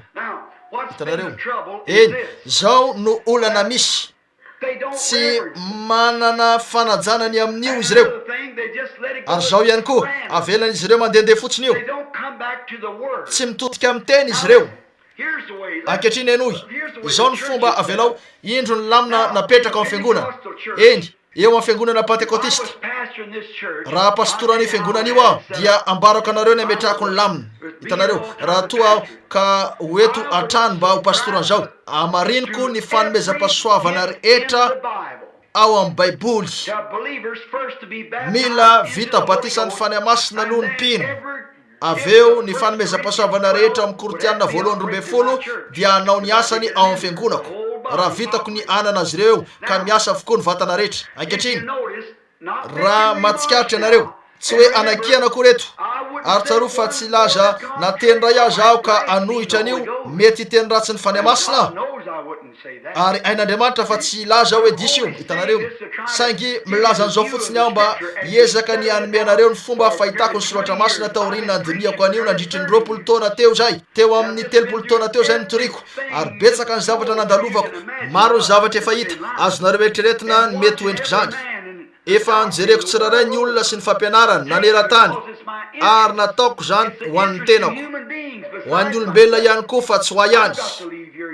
Tsy maintsy hialeto aho, tsy maintsy hialeto ianareo ary raha mampaminany santoka no hialako dia anariny fanahiko sady anariny ianareo miaraka amiko ko dia misy lanjany kokoa noho ny anina isan'andro, misy lanjany noho ny voninahitra, misy lanjany noho ny zavatra hafa rehetra. Ainy zany ho aho. Hitanareo ary tiako hatrany ny anana fahatsora-po lalina indrindra. Eny makao amin'ny fiangonana pentekotista ianareo zao aloha tsy milaza hoe izy rehetra fa ny sasany no matetika ianareo no makao amin'ny fiangonana iray ary manomboka amin'ny toriteny eo amin'ny mpitoriana ny tena misy olona mitsangana ary miteny amin'ny fiteny tsy fantatra. Eny mety tena feno ny fanahy masina ny olona malala io ary mety ho fanahy masina angamba no miteny amin'ny alalan'ny olona io saingy zao ny zava-misy tsy nahazo toro lalana izy ireo. Raha eo ambanin'ny tsindrimandry fitoriana eo amin'ny lampiazo io mpitoroteny io ny fanahany mpaminany dia manaiko zakainy izy mpaminany. Hitanareo aoka ny zavatra rehetra atao eny mitodia eo am-pôly ny amin'ny antony ilazany hoe rehefa misy miteny sy ny sisa rehefa misy miditra dia fikorotanana fotsiny eo. Eny eo mpanaovana antso eo amin'ny alitara aho eo nefa misy olona mitsangana sy miteny amin'ny fiteny tsy fantatra. Izany dia fa tsara kokoa anareo mampitsahatra ny antso eo amin'ny alitara tapahan'izany io. Hitanareo ary koa misy zavatra hafa matetika misy olona mitsangana sy miteny amin'ny fiteny tsy fantatra nefa mipetraka eo ny olona sady mitsako silgoma tototika raha miteny Andriamanitra dia mitoera tony mianoho. Raha fahamarinana zany raha ny fanahy masina no miteny eo amin'ny olona io dia aoka ianareo ho tony ary mianoho manana fanajana mety eo aminareo ny avian'ny fandikana. Hitanareo aoka ho tony eno tsara ny fandikana. Eny raha tsy misy mpandika teny ao amin'ny fiangonana dia tokony anginy izy ireo eo amin'ny fivoriana koa dia raha miteny amin'ny fiteny tsy fantatra izy ireo ny laza ny baiboly fa miteny amin'ny tenany izy ireo amin'ny tenany sy Andriamanitra. Izay miteny amin'ny fiteny tsy fantatra dia mampandroso ny tenany. Eny fiteny amin'ny teny tsy fantatra zany ny fiteny paritra hafa fomba fiteny hafa zany tsinitsininy izy ireo hoy izy fa izay mamoaka feo dia misy dikany saingy raha misy tropetra maneno tokony ho fantatrareo hoe feo ahoana zany. Ny fitsofana an'io fotsiny na tsy ho fantatrareo no fomba anomanana ny tenanareo miady raha misy miteny amin'ny fiteny tsy fantatra ka zao fotsiny dia zay dia vita. Izy ary malala ny tokony atao fa raha manaitra mampifo zany dia midika hoe mitsangana. Raha mitsoka tony mikapoka zany dia midika hoe miondre. Hitanareo raha mitsoka ny fanafiana zany dia midika hoe tafio. Tsy maintsy misy dikany io. And just not just speaking alone. fa tsy hoe faly miteny fotsiny In the church, if there koa is no ny ao am-piangonana interpreter, raha tsy there misy is mpandika an teny eo fa raha misy mpandika teny eo dia manana ny toerany ny fiteny amin'ny teny tsy fantatra ao amin'ny fiangonana. Ankehitriny ny amin'ny fanontaniana ao ry sakaiza malala ny hoe aleoko manao 10,000 teny 10 eo ka fantatry ny olona toy izay 10,000 na zay isa lazainy eo amin'ny fiteny tsy fantatra. Marina zany saingy vakio ihany raha tsy hoe avy amin'ny fanambarana na avy amin'ny fandokana ho fampandrosoana hitanareo mba ampandroso. Ankehitriny anomenareo karazana fomba fijery kely aho ny amin'ny raha zany pastoran'io fiangonana isy io, raha zany antsoin'Andriamanitra ho pastoran'io dia zao ny fomba adaminako azy. Ezaka ny tady ny olona rehetra izay manana fanomezam-pahasoavana eo ary ataoko izay ivorian'ireo olona reo eo amin'ny adiny ray eo mialohan'ny anombohan'ny fivoriana ao amin'ny efitry ray. Aoka izy ireo hitoetra ao ambanin'ny fanahy. Fa tampoka eo misy anankiray manatona eo manana fanomezam-pahasoavana ny amin'ny fiteny tsy fantatra izy ary miteny amin'ny fiteny tsy fantatra izy tony tsara ny rehetra. Aveo dia mitsangana ny anankiray ka mandika ny voalazana. Eny alohan'ny hanomezana an'izany ho an'ny fiangonana milaza ny baiboly fa ilain'izany no tsarain'ny vavolombelona roa na telo. Eny zany dia olona mahay mamantatra fanahy. Hitanareo satria matetika ny misy hery ratsy miditra ao amin'izany. Hitanareo miresaka an'io Paoly nefa kosa ao amin'izany koa ny herin'Andriamanitra. Ambarao amiko izay fiangonana tsy ahitana ny ratsy eo aminy. Ambarao amiko izay iangonan'ireo zanak'Andriamanitra miaraka ka tsy eo anivon'izy ireo Satana. Naiza naiza koa dia aza miketrona ny amin'izany. Hitanareo eny rehetra eny Satana. Eny izay ary noho izy misy olona miteny amin'ny fiteny tsy fantatra koa misy anankitelo mipetraka eo miaraka amin'ny fanahy mahay mamantatra fanahy ary misy anankiray miteny amin'ny fiteny tsy fantatra ary misy mandika. Eny tsy afaka ho fitanisana soratra masina zany satria tsy mampiasa teny maro foana Andriamanitra ary nilaza tamintsika izy mba tsy hanao toy izany. Hitanareo koa dia tsy izay noho izy afatra ho an'ny fiangonana io. Nisy zavatra roa azontsika tamin'ity fivoazam-panahy ty hatreto. jereo fa ny tsiraray tamin'ireo dia tanteraka tena nifanitsy tsara. Hitanareo naka toerana tsara. Nisy lehilahy nitsangana ary niteny tamin'ny fiteny tsy fantatra ary nomena ny fandokana ka teny eo voavaly teo zany sady voamaro ny io afatra voanivoaka io. Nisy anankiray nitsangana indray ariva iny ka nilaza tamin'ny teo ambanin'ny tsindrimandry ny faminaniana ka nilaza zavatra nefa tsy fantany akory izay lazainy. Aveo tamin'ny farany dia hoy ny voambarany ho tahinany e lay avy amin'ny anaran'ny tompo. Teny eo dia nisy zavatra nandrobaka nanao hoe amin'ny teny hafa ho tahinany e izay mino fa amin'izao no niavian'ny tompo.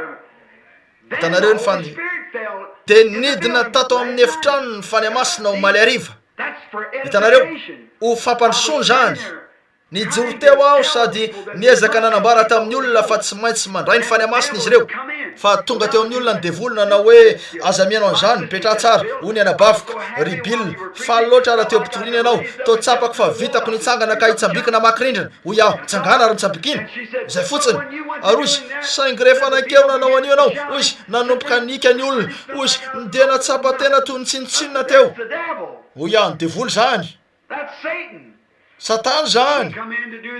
Rehefa miditra eo izy ka manao an'izany hoy aho dia tokony ho nitsangana ihany ianao na dia izany aza sorona ho an'Andriamanitra isika manao fanatitra ara-panahy fanatitra ny vokatry ny molontsika manome fisaorana ho an'ny anarany.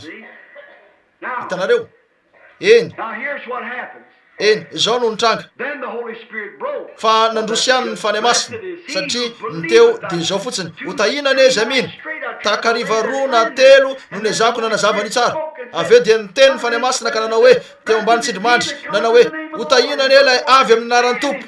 Ary talohany nafahako ny laza zavatra hafa dia efa tafaveriko indray zany. Ho tahinany e izay mino fa amin'izao ny avian'ny tompo. Hitanareo ve ary izay mihitsy no nambarako ny Fanahy Masina dia Andriamanitra tenany mihitsy ao anatinareo. Hitanareo ary nazava tamin'izy ireo zany. Hitanareo dia nilatsaka teo amin'ny olona ny Fanahy Masina. Hitanareo ve ny fomba nampandrosoana zany ny faminaniana eny misy zavatra mampiavaka ny faminaniana sy ny mpaminany. Ny faminaniana dia miampita avy am'ray ho am'ray fa ny mpaminany dia efa teraka hatreo amin'ny farafarakely no mpaminany. Izy ireo no manana ny zao no lazainy tompo, tsy misy hitsarana azy ireo, tsy nahita azy ireo nijoro teo anatrany Isaia nareo na Jeremia na tamin'ireo mpaminany ireo satria izy ireo no nanana ny zao no lazainy tompo. Fa ilay fanahy ny faminaniana eo amin'ny olona tsy maintsy tandremanareo zany satria isokosoko ao amin'io satana. Tanareo eny nefa tsy maintsy tsaray zany ankehitriny andeha anao fifoazam-panahy sika. Eny jereo tsara eto ho anareo mpitoroteny miomana ho amin'ny fifoazam-panahy sika. Eny ary na mety hoe manao fivoriana toy ny fanaontsika sika mirehitra ny fiangonana tokony ho toy izany hatrany io.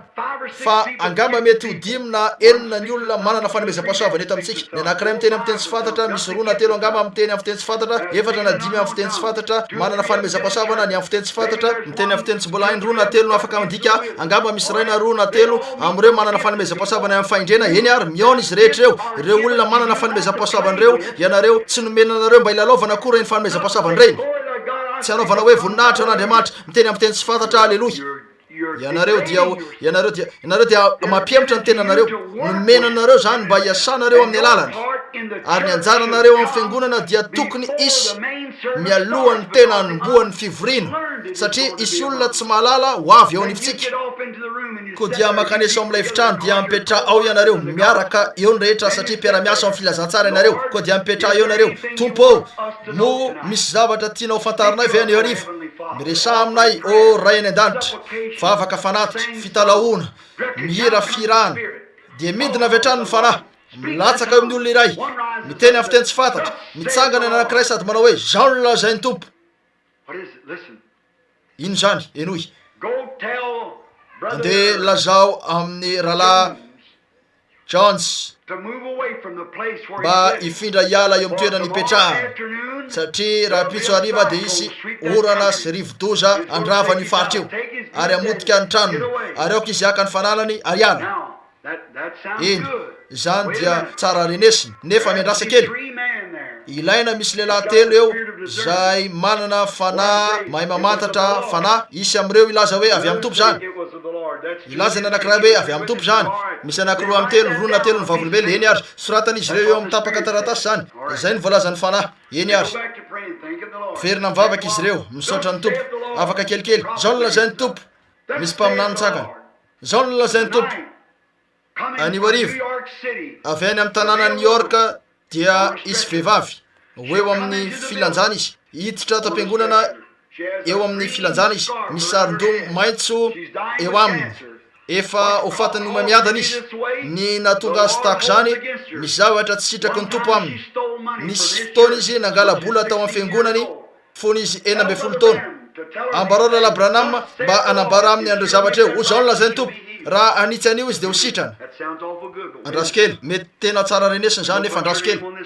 Ametraka ny anaranao eo amin'ny taratasy io venao ilay namantatra fanahy, ametraka ny anaranao eo venao avy amin'ny tompo zany, misy manao hoe avy amin'ny tompo zany dia ataovy an-tsoratra zany.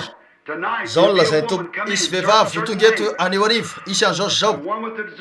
Ilay anankiray nanana ny fanahy mamantatra, ny 2 na ny 3 tamin'ireo no manao sininy anarana eo ary ambary ireo afatra rehetra ireo. Eny ary avy eo afaka fotoana fohy manomboka mandre lakolosy izy ireo, efa manomboka ny fivoriana dia entin'izy ireo reny afatra reny apetrany eto am-pilipitra. Eto ny toerana tokony ametrahana zany, eo ampandiniana any amin'ny toerany iray aho am-pivavahana, mivoaka avy ao aoriana kely rehefa vita ny hira. Araka ny lamina ny fiangonana rehetra tonga ny olona mipetraka amin'ny saintsaina mivavaka zay ny tokony ataonareo. Tsy hoe tonga tam-piangonana ka ifampiresaka, tonga tam-piangonana mba hiresaka amin'Andriamanitra. Ataovy any ivelany any fiambonanareo, hitanareo fiambonana amin'Andriamanitra no ananantsika eto ary tonga eto sika mba hiresaka ny zavatra rehetra amin'ny fahatoniana ampanajana miasa ny fanahy. Tonga eo amin'ny piano mpitendry eo amin'ny 5 minitra mialohan'ny fanombohan'ny fotoana firana manomboka amin'ny lalao malefaka indrindra.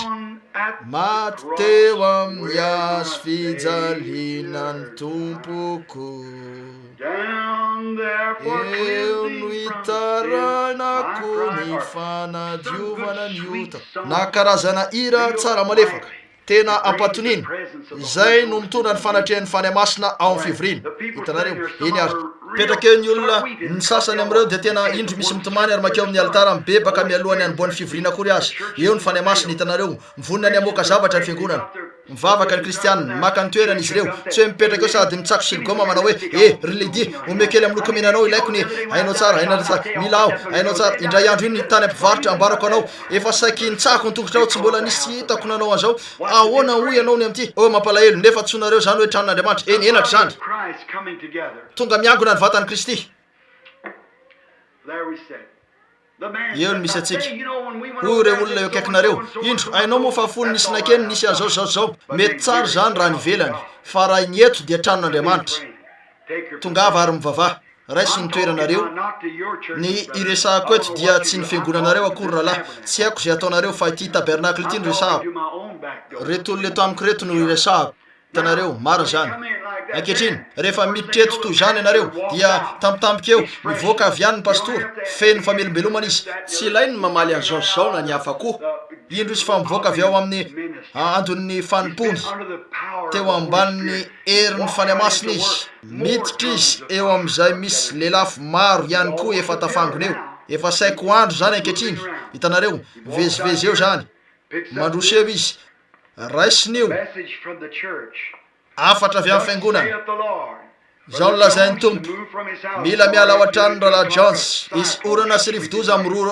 ora tolakandro amely an'io faritra io esorony ny entany ary mandeha izy voarainy rahalahy Jones zany tsara zany voarakitra io zao no lazainy tompo isy vehivavy atao hoe ranona ho avy eto anio ariva ary izy dia zao sy zao no nataony arak'izay vaolazaiko eny toy zany zany tokoa tapitra eo ny amin'io izay fotsiny efa naka ny toerany ao am-piangonana izy ireo eo zany tokoa entina avy eo ny afatra ary indro fa manomboka mitoroteny izy tsy misy tokony hanapaka azy efa vitany amin'izany eny mandroso sika eo mitoriana ny afatra ary ny afaka fotoana foy rehefa ny raha vao tapitra ny afatra dia manomboka ny laram-bavaka indro misy vehivavy tonga efa nisy ny teny tamin'ny fiteny tsy fantatra ka nilaza fa ho avy izy hitanareo samy malala ny zavatra hitrangany sy raharay amintsika malala an'io tsy raharay amintsika hitanareo ny fomba niorenan'ny finoana miaraka amin'ireo lelafo eo aminareo reo ankehitriny manomboka amin'ny vangongo miaraka zany eny asa efa vita io zay fotsiny ilay vehivavy ohatra hoe madame ranona avy ao amin'ny tanàna New York mipetraka eto marina zany ahoana ny nahalalànareo an'izany afatra avy amin'ny tompo ho an'ny fiangonana zany fony ianao 12 taona mova tsy teo amin'ny toerana toy zao ianao ka nanao naka ny volan'ny fiangonana nangalatra zany dia lasa ianao ka nandeha nividy akanjo vaovao tamin'io marina zany izay mihitsy no nambaran'Andriamanitra taminay anio ariva tamin'ny alalan'ny rahalahy ranona izay niteny tamin'ny fiteny tsy fantatra rahalahy ranona nandika rahalahy ranona eto no nilaza tamin'ny famantarana fanahy hoe avy amin'ny tompo zany marina very zany eny koa zao no lazan'ny tompo andeha itsio zany dia ho sitrana amin'ny omamiadanao ianao makany an-tranony rahalahy Jones maka fiara fitondran'entany mihemotra mampiditra ny entany ary miala lavitra eo amin'ny roa ora tolakandro rapitso raha vanisoweny rehetra hitanareo dia manome voninahitra ny fiangonana misaotra anao ry tompo Jesosy ny amin'ny fahatsaranao eny izay ny amin'io mba ampandrosoana ho an'ny fiangonana ankehitriny ahoana raha tsy nitrangy zany tao aniny ny ilazana azy fa na ratsy zany ny eo anivonareo tsy ho zavatra ratsy io mitadiavinareo nahoana no mitady zavatra ratsy nefa ny lanitra dia feno ny tena pentekoste aza mandray an'io solo ny ratsy avy amin'ny devoly io ny zavatra tena izy raisiny ananan'Andriamanitra ho anareo zany koa dia aza mivory ao intsony ary aza mametraka zavatra eto mandra-pahatonga an'Andriamanitra manamarina aloha fa marina ny anareo satria manampy ny fiangonana anareo sady miasa ho an'ny filazantsara ankehitriny azonareo ve ny amin'io ary niteny amin'ny fiteny tsy fantatra tsy misy olona ka mahalala ny zavatra mbarany niteny izy nefa misy dikany ny feo tsy raray avy misy dikany zao zany de fiteny anoany rehefa tany Afrika aho tsy onino an'izany mihitsy aho nefa zay rehetra feo nivoaka de misy dikany milaza ny baiboly fa tsy misy feo tsy manana ny heviny ka tsy misy dikany ny feo rehetra avoaka dia midika zavatra eny nandre olona nilaza hoe Jesosy Kristy ilay zanak'Andriamanitra io ny anankiray indray ary zany de Jesosy Kristy ilay zanak'Andriamanitra tanareo zany de ho azy zany de tsy misy dikany fa ho azy ireo kosa de fiteny toy ny tenenako aminareo rehefa misy mpandika teny zolo ny koza ny boasoto na inona koa mety tonga eo ny tsiraray voalaza eo mahazo an'io izy rehetra ary renirenareo amin'ireo olona migonigony reny ka iverinareo fa miteniteny foana de tsy zany misy dikany io We are to reverence Him. ko dia tokony ajaitsika zany apetraka eo amin'ny toerany. Ankehitriny mety tsy nisy afatra ary, ankehitriny ny farana ny fivoriana efa vita ny atso eo amin'ny altara ary afaka kelikely ka tsy nisy afatra teo amin'ny nanomboana. misy olona mitsangana raha vao misy anaovany zany ny fanahy masina eny hoy ny baiboly raha tsy misy mpandika teny dia aoka izy angina. na toy inona zavatra manosika anao iteny aoka ianao angina, hoy ianao tsy vitako, hoy ny baiboly hoe vitanao. Hitanareo koa zay no mandamina an'io, hitanareo aoka izy angina koa rehefa zany raha misy anaovany zany ka milamina ny rehetra raha tonga eo aminy ny fanahy masina mba hanome afatra dia aoka omeny zany. Izay mihitsy ny tokony ataonareo. Tonga aveo ny fandikana manao hoe misy vehivavy eto antsoina hoe Sally Jones, antenaiko fa tsy misy manana zany anarana zany eto fa Sally Jones, azonareo ambarao aminy fa zao no ariva farany iantsona azy. Aoka izy fanitsy amin'Andriamanitra satria kely sisany fotoana nanany ety. Iazakazaka faingana arak'izay azo ny atao akeo amin'ny altara Sally Jones, hitanareo satria antso farano azy eo. Hitanareo zay no manome afatra na ho fanamarinana na ntoy zany. Zay ny fiangonana pentekotista amperinasy. Tsy misy fomba mihitsy hitsofoan'ny fanahy ratsy satria zany dia efa manindry tsara ny baiboly hoe aoka ampifanarakarahany zany ary ho telo ka aoka horona telo no hitsara.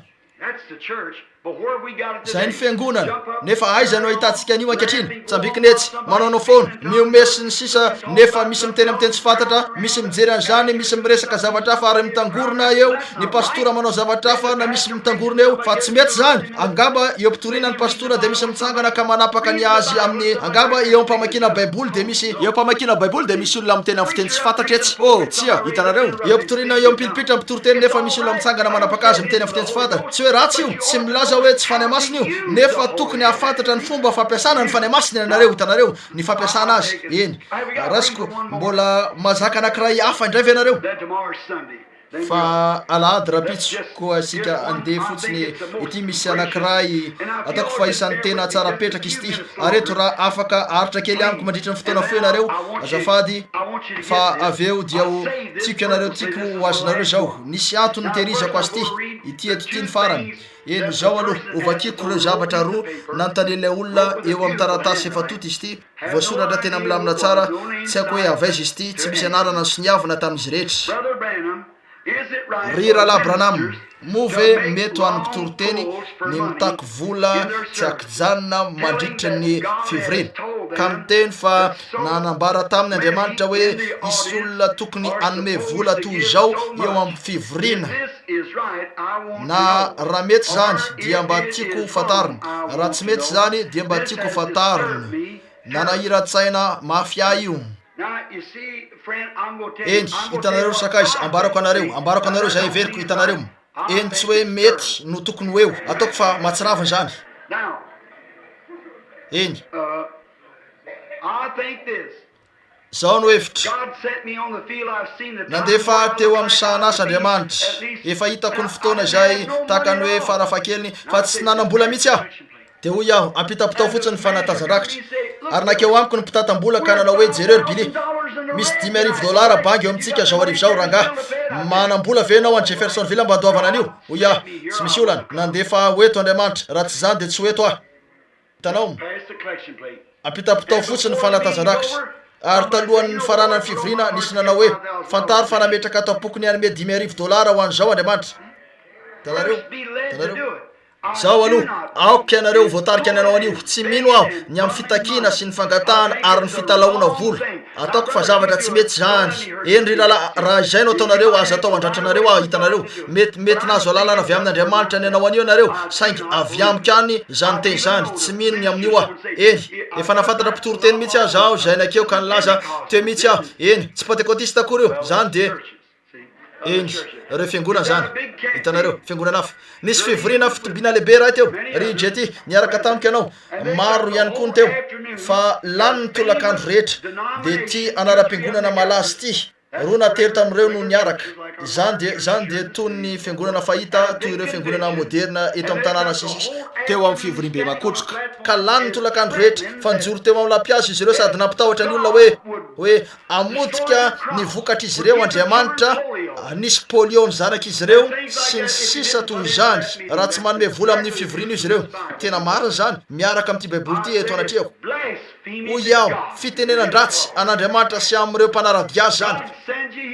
Raha mandefa anareo Andriamanitra dia izy no ianareo. Raha tsy izy no nandefa anareo dia aokary ilay anaram-piangonana no ianareo. Nefa ianareo raha mandefa anareo Andriamanitra dia izy no ianareo. Ahoana ny lalao an-tsehatra mandritry ny krismasy eo amin'ny fiangonana Fanahy Masina?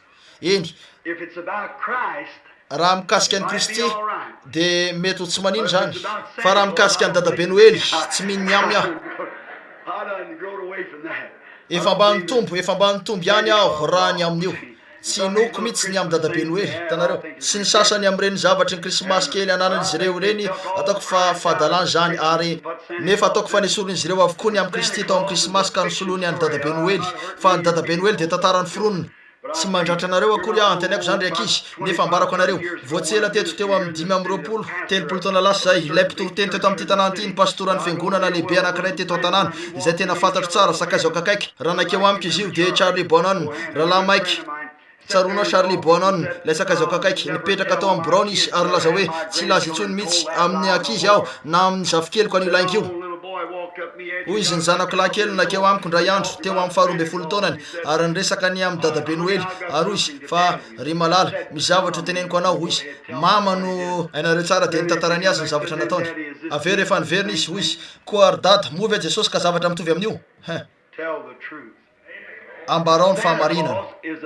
Ny dadabe Noely dia zavatra ny foroniny katolika. Ny amin'ity olona atao hoe Chris Kringle na Masda Nicolas, Masda katolika Allemana efa taona maro lasa fahiny zay nandeha teny ka nanisy sony ankizy ary nakalazaina izy ireo tamin'ny endrika fomba fanao zany fa Jesosy Kristy dia zanak'Andriamanitra. Tena misy izy sady velona izy. Eny, indro misy fanontaniana ny farany izay tena ankehitriny jereo mety tsy miombon-kevitra amiko amin'io anareo, fa raha tsy miombon-kevitra amiko anareo dia tsarovy ataovy amin'ny fisakazany zany isitrakareo ve tianareo aho ary tsy tiako ny tsy te handratra anareo aho fa fotsiny tiako ny ho tsopo. Raha tsy vitako raha mandangy amin'ny zanako lahy dia mpandangy aho zany. Hitanareo tiako ny tenin'ny fahamarinana aminy.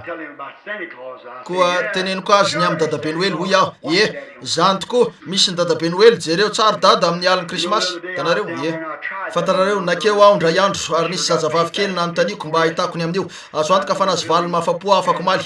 Nisy tranombarotra nalehako ary nisy olona maro teo tao amin'ny Kakermaid fa nakeo aho mba hiatsena ary zay mivady tao zay ary nisy zazavavy madinika kely teo tsy nihoatra ny 12 volana ary teo izy sady nanao ny hira hoe dadabe Noely dia hoy aho teo amin'ilay seza kely hainareo tsara nipetraka tao aorianan'ilay fiara kely. Hoy aho tady any dadabe Noely angana aho. Hoy izy ny raiko ihany zany ramose.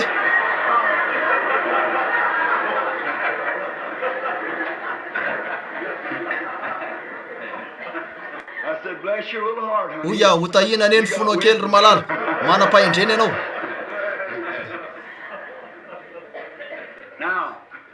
Ankehitriny misy anankiray tena manindry neto ry sakaizy ary eo amin'io dia ho faranantsika.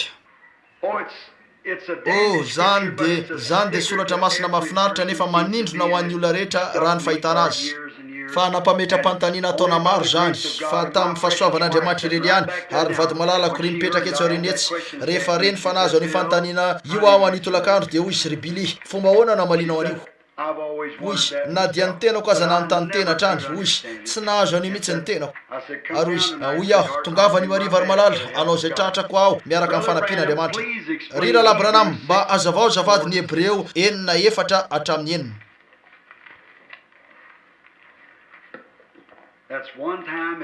Nisy fotoana zany tena hitanareo ankehitriny ilainareo eto nitodika amin'ny finotsika amin'ny fahasoavana amin'ny antoka ananan'ireo mpino ny faharetan'ny olona masina. Ny faharetana zay no izy ho an'ny olona masina. Hebreo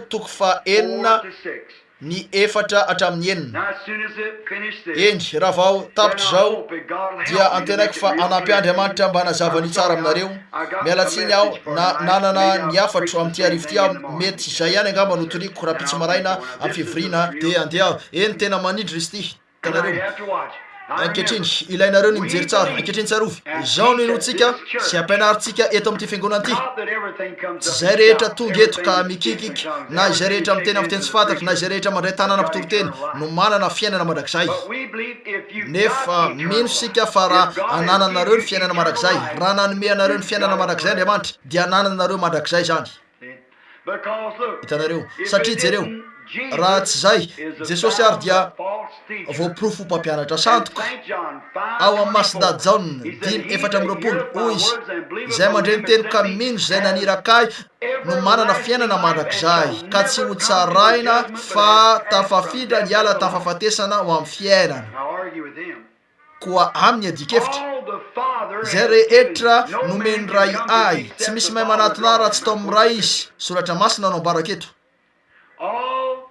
zay rehetra manatona tsy misy mahay manatona ay raha tsy tao amin'ny ray izy aloha ary zay rehetra nomeny ray ay no anatona ay tanareo ary zay rehetra manatona ay zaho anome azy fiainana marakizay masida jaona 9 ka anangana azy amin'ny andro farany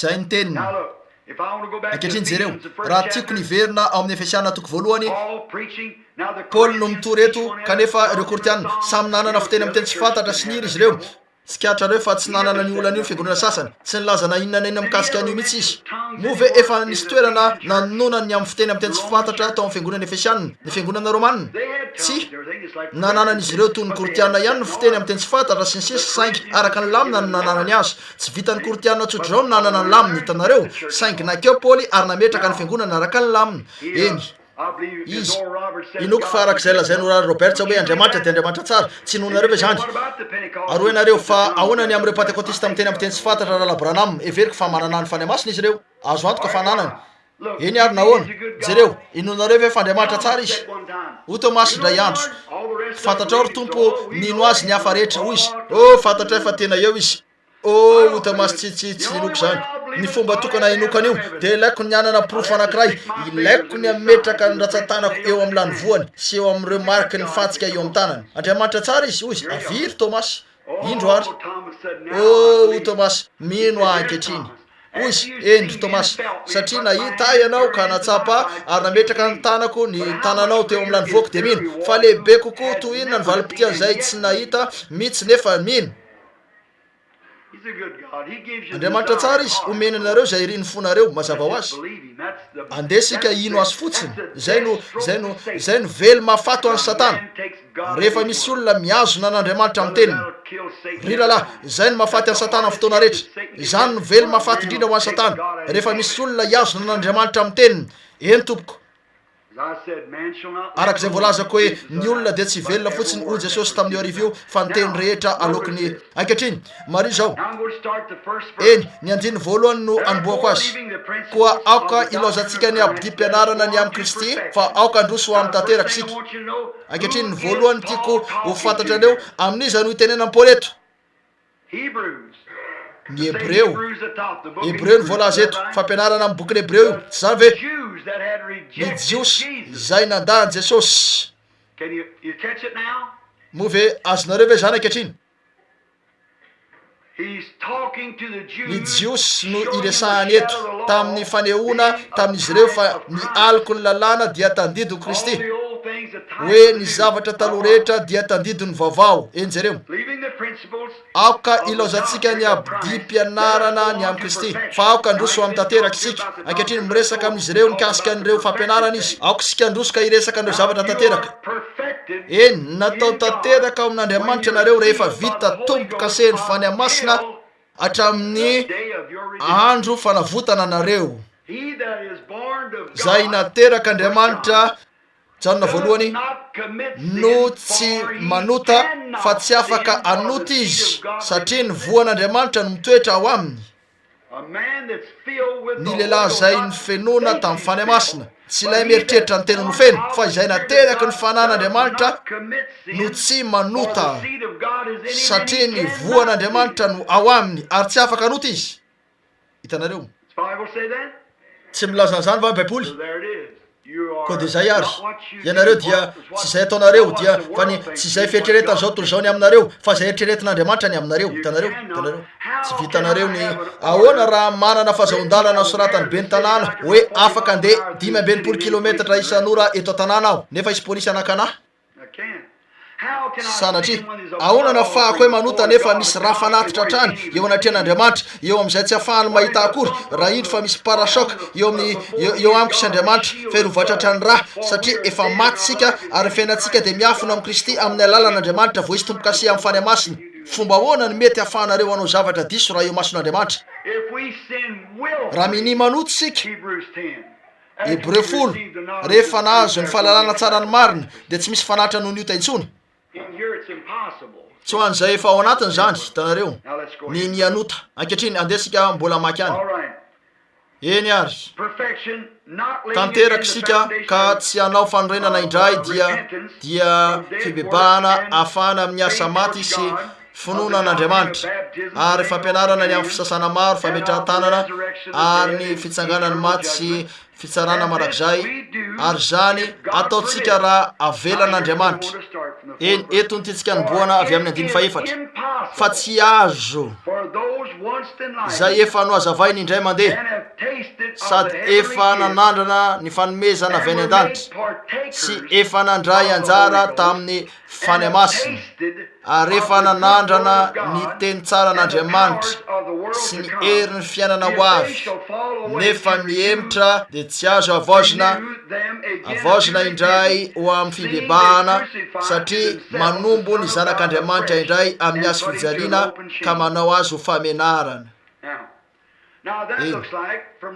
tahaka ny hoe raha ny fomba famakina azy eto hoe afaka andray ny fanahy masina ny olona iray aveo dia mihemitra izy kavery nefa tsy hainy atao ny anao toy zany hitanareo tsy hainy atao zany raha zay ny fandehany dia nanday ny Kristy hitanareo ho an'ny reto no azavaina indray mandeha reto no tsy afaka eny jereo eto iza ny resahany eto reto jiosy atreo an-tsisy tany reto no itenenany eto tsy nilaza mihitsy izy hoe lehilahy efa feno fanahy masina hoy izy raha nanandrany izy ny tenin'andriamanitra ankehitriny avela ho anome an'izany amin'ny endrika fanohanana mba hitanareo ka tsy ho diso an'io eny am'reto jiso reto no anoratana mpino atreo an-tsisy tany ny sasany am'ireo hitanareo hoy izy ankehitriny avelantsika eo aloha reo asa ireo fa androsika ka iresaka ny amin'ny fataterahana hoy izy eny miresaka sika ny am'ireo batisa ny fitsanganany maty ny fametrahantanana sy ny sisa nefa aoko sika androso ankehitriny mba iresaka ny amin'ny fataterahana eny iresaka sika ny amin'ny fotoana idiranareo amin'ny fanahy masina fa efa ela ihany zay no nanarahanareo fivorina ary efa nahita n'ireny olo reny ianareo hijanoneo ihany izy ireo nefa tsy te hiditra izy sady tsy te hivoaka ankasitrahany izy ireo ny fanahy masina ho tonga eo ihany izy ireo ary mety manao zavatra ny fanahy masina de indro izy ireo fa hitsangana ka hika sy hitsambikimbikina eo no io nefa tsy mbola te handray an'izany ho an'ny tenany mihitsy izy tsy hitanareo fa ilaza izy ireo hoe eny tsara zany tsy azoko antoka loatra ny amin'io hitanareo mpino atreo an-tsisy tany tena malakaiky tokoa ka afaka nanandrana an'izany mihitsy nefa tsy raisiny io na de zany azy hitanareo eny mijanona manodidina eo ela tokoa izy ireo mandra-pahatongany hoe tsy ela ori zany mivaralila tanteraka izy ireo afaka nonona anaran'olona maro tao tamin'ny tabernakla aho nanao toy zany lavo endray ny hoe anavao ny tena no amin'ny fibebahana tsy misy fibebahana intsony azy ireo nampalahelo ny fanahy masina isitakamo izy ireo tena nanakaiky tokoa ka tena eto raha matika miaraka amiko ianareo fantatro fa tsy manana fotoana ianareo ankehitriny nefa raha matika amin'ny Deutéronomia toko voalohany ianareo ka maky an'io de ahita zavatra mitovy ihany raisy-tsoratra zany eto Deutéronomia toko voalohany eny ary atomboy amin'ny 17 ka vakeo hatramin'ny fahaenina amby 20 Deutéronomia ho hitanareo ankehitriny zareo ny Israely rehetra inona nataon'ireo olo reo tonga tao Kades Barnea izy ireo misy zavatra hitako ty tabernacle ty io tontolo pentekôtisty io de eo amin'ny Kades Barnea am'izao fotoana zao teny zany mihitsy ry Rahalahy Vilona eo amin'ny Kades Barnea misy atsika ilay toerany fitsarana zao toy zao teo no ny toerany fitsarana fanakeny reo mpisafitany o Josoa eto eny nandefa mpisafitany aho na Mosesy raha ny marina nandefa mpisafitany aho 12 anankiray lehilahy anankiray avy isaky ny foko nandefa azy ireo aho mba hisafony tany ka hiverina anao tatitra tsy zany ve fa rehefa tafaverina izy ireo dia nisivy tamin'ny 12 nanao hoe ô tanàna tsara io saingy ô mampalahelo tsy vitatsika niaky zany ô la misy an'ireo amoriteo ary tahaka ny tsingetany sika eo anilan'izy ireo olona mirongo fiadina izy ireo lehibe ny mandana izy ireo ô tena eny aleo kokoa zay ho faty tany Egypta tany toy zay nentinao nivoaka anaketo fa nitsambikina teo Kaleba sy Joshua kely mahery fo ka nampangina azy ireo nanao hoe vitatsika tokoa niaka an'io eny toby zay no ilaina eny jereo inona no nitranga nahalaly Kaleba sy Joshua fa efa nampanantena an'io Andriamanitra tsy ahoako zay falebiazan'io natoy inona sakana misy natoy inona avon'izy ireo natoy inona falebiazana tsy misy ifandraisany amin'io zany nilazan'io Andriamanitra vitatsika niaka an'io ary fantatrareo moa fa izy roa ihany no olona tamin'ireo roa tapitrisa sy tapany namakina kao amin'ilay tany satria niazona ny finoany tao amin'izay nolazain'Andriamanitra ho marina izy ireo amen ny tabernakla amin'izao fotoana zao de eo Kadesy Barnea jereo tena nanakaiky tokoa reo olona reo ka tena nanandrana mihitsy ny voaloboka avy tao amin'ilay tany ny inana voaloboka izy reo fonina kany Kaleba sy ireo sasan'ireo ka nitondra voaloboka avy tany naka teo reo olona reo ka ninana an'io ô tsara izy zany nefa tsy vitatsika ireo zay nanandrana ny asa tsara an'Andriamanitra nanandrana ny Fanahy Masina nahita an'ireo fahatsarany zany nanandrana zany nanandrana ny tenin'Andriamanitra hitanareo ve zany tsy nisy tamin'ireo olona reo tsy nisy tamin'ireo ka navela nakao ringa natao amin'ny tany niany izy ireo taty amin'ny tany efitra tsy nakao mihitsy izy ireo nefa tena nanakaiky tokoa na de zany azy ka nanandrana an'io nefa tsy nanana fahasoavana sy finoana ampy mba handrobaka zany zay ny zava-misy eny enoy ho an'ilay olona malala zay nanoratra n'izao taratasy zao andeha hovakitsika fotsiny ny andiny manaraka jereo kely vetivety jereo Paoly eny andeha vakina ny andiny fafito fa izay tany mifoka ranonorana milatsaka amin'ny matetika ka maniry anana tsara ho an'ny olona iasana azy dia maso fitahina avy amin'Andriamanitra fa zay maniry tsilo sy songisongy kosa dia lavina sady akaiky miozina ary ny iafarany dia odorana ankehitriny hitanareo ve ny voalazany ankehitriny jereo tsara nisy an'io fanontaniana io eto eny avy eo dia ho faranatsika nanahirana mafia taona maro zao zavatra zao namonjy fivoriana aho indray mandeha zay nisy olona miteny tamin'ny fiteny tsy fantatra tao Michoacán Indiana eny eto anatrian'ny pino koa efa renareo ny am'ireo olon'ireo efa renareo ny tantarako ny fiainako sy ny amin'ilay lehilahy mainty hoditra nanao hoe eto la izy eny efa nambarako zany fa izao ny toyiny nahita lehilahy roa izy ireo nanome afatra ny anankiray nandika an'io ny anankiray nanome afatra le anankiray nandika an'io le anankiray koa rahalahy mety tsara zany fa teo hoy anakapo mahafinaritra tsy mbola nahita zavatra toy zao mihitsy aho hoy aho eto anivony anjely aho hoy anakapo tsy mbola hitako mihitsy zao miteny ny anankiray ary anankiray fa nipetraka tetsoarina aho toy ny mpitory-teny tsotra kely ka ndraindray tamin'ireo lehilahy roa reo sady nandray tanana azy ireo tsy mbola nahita olona toy zany aho teo amin'ny fiainako niteny afatra izy ireo nisy hafa nandiky zany ary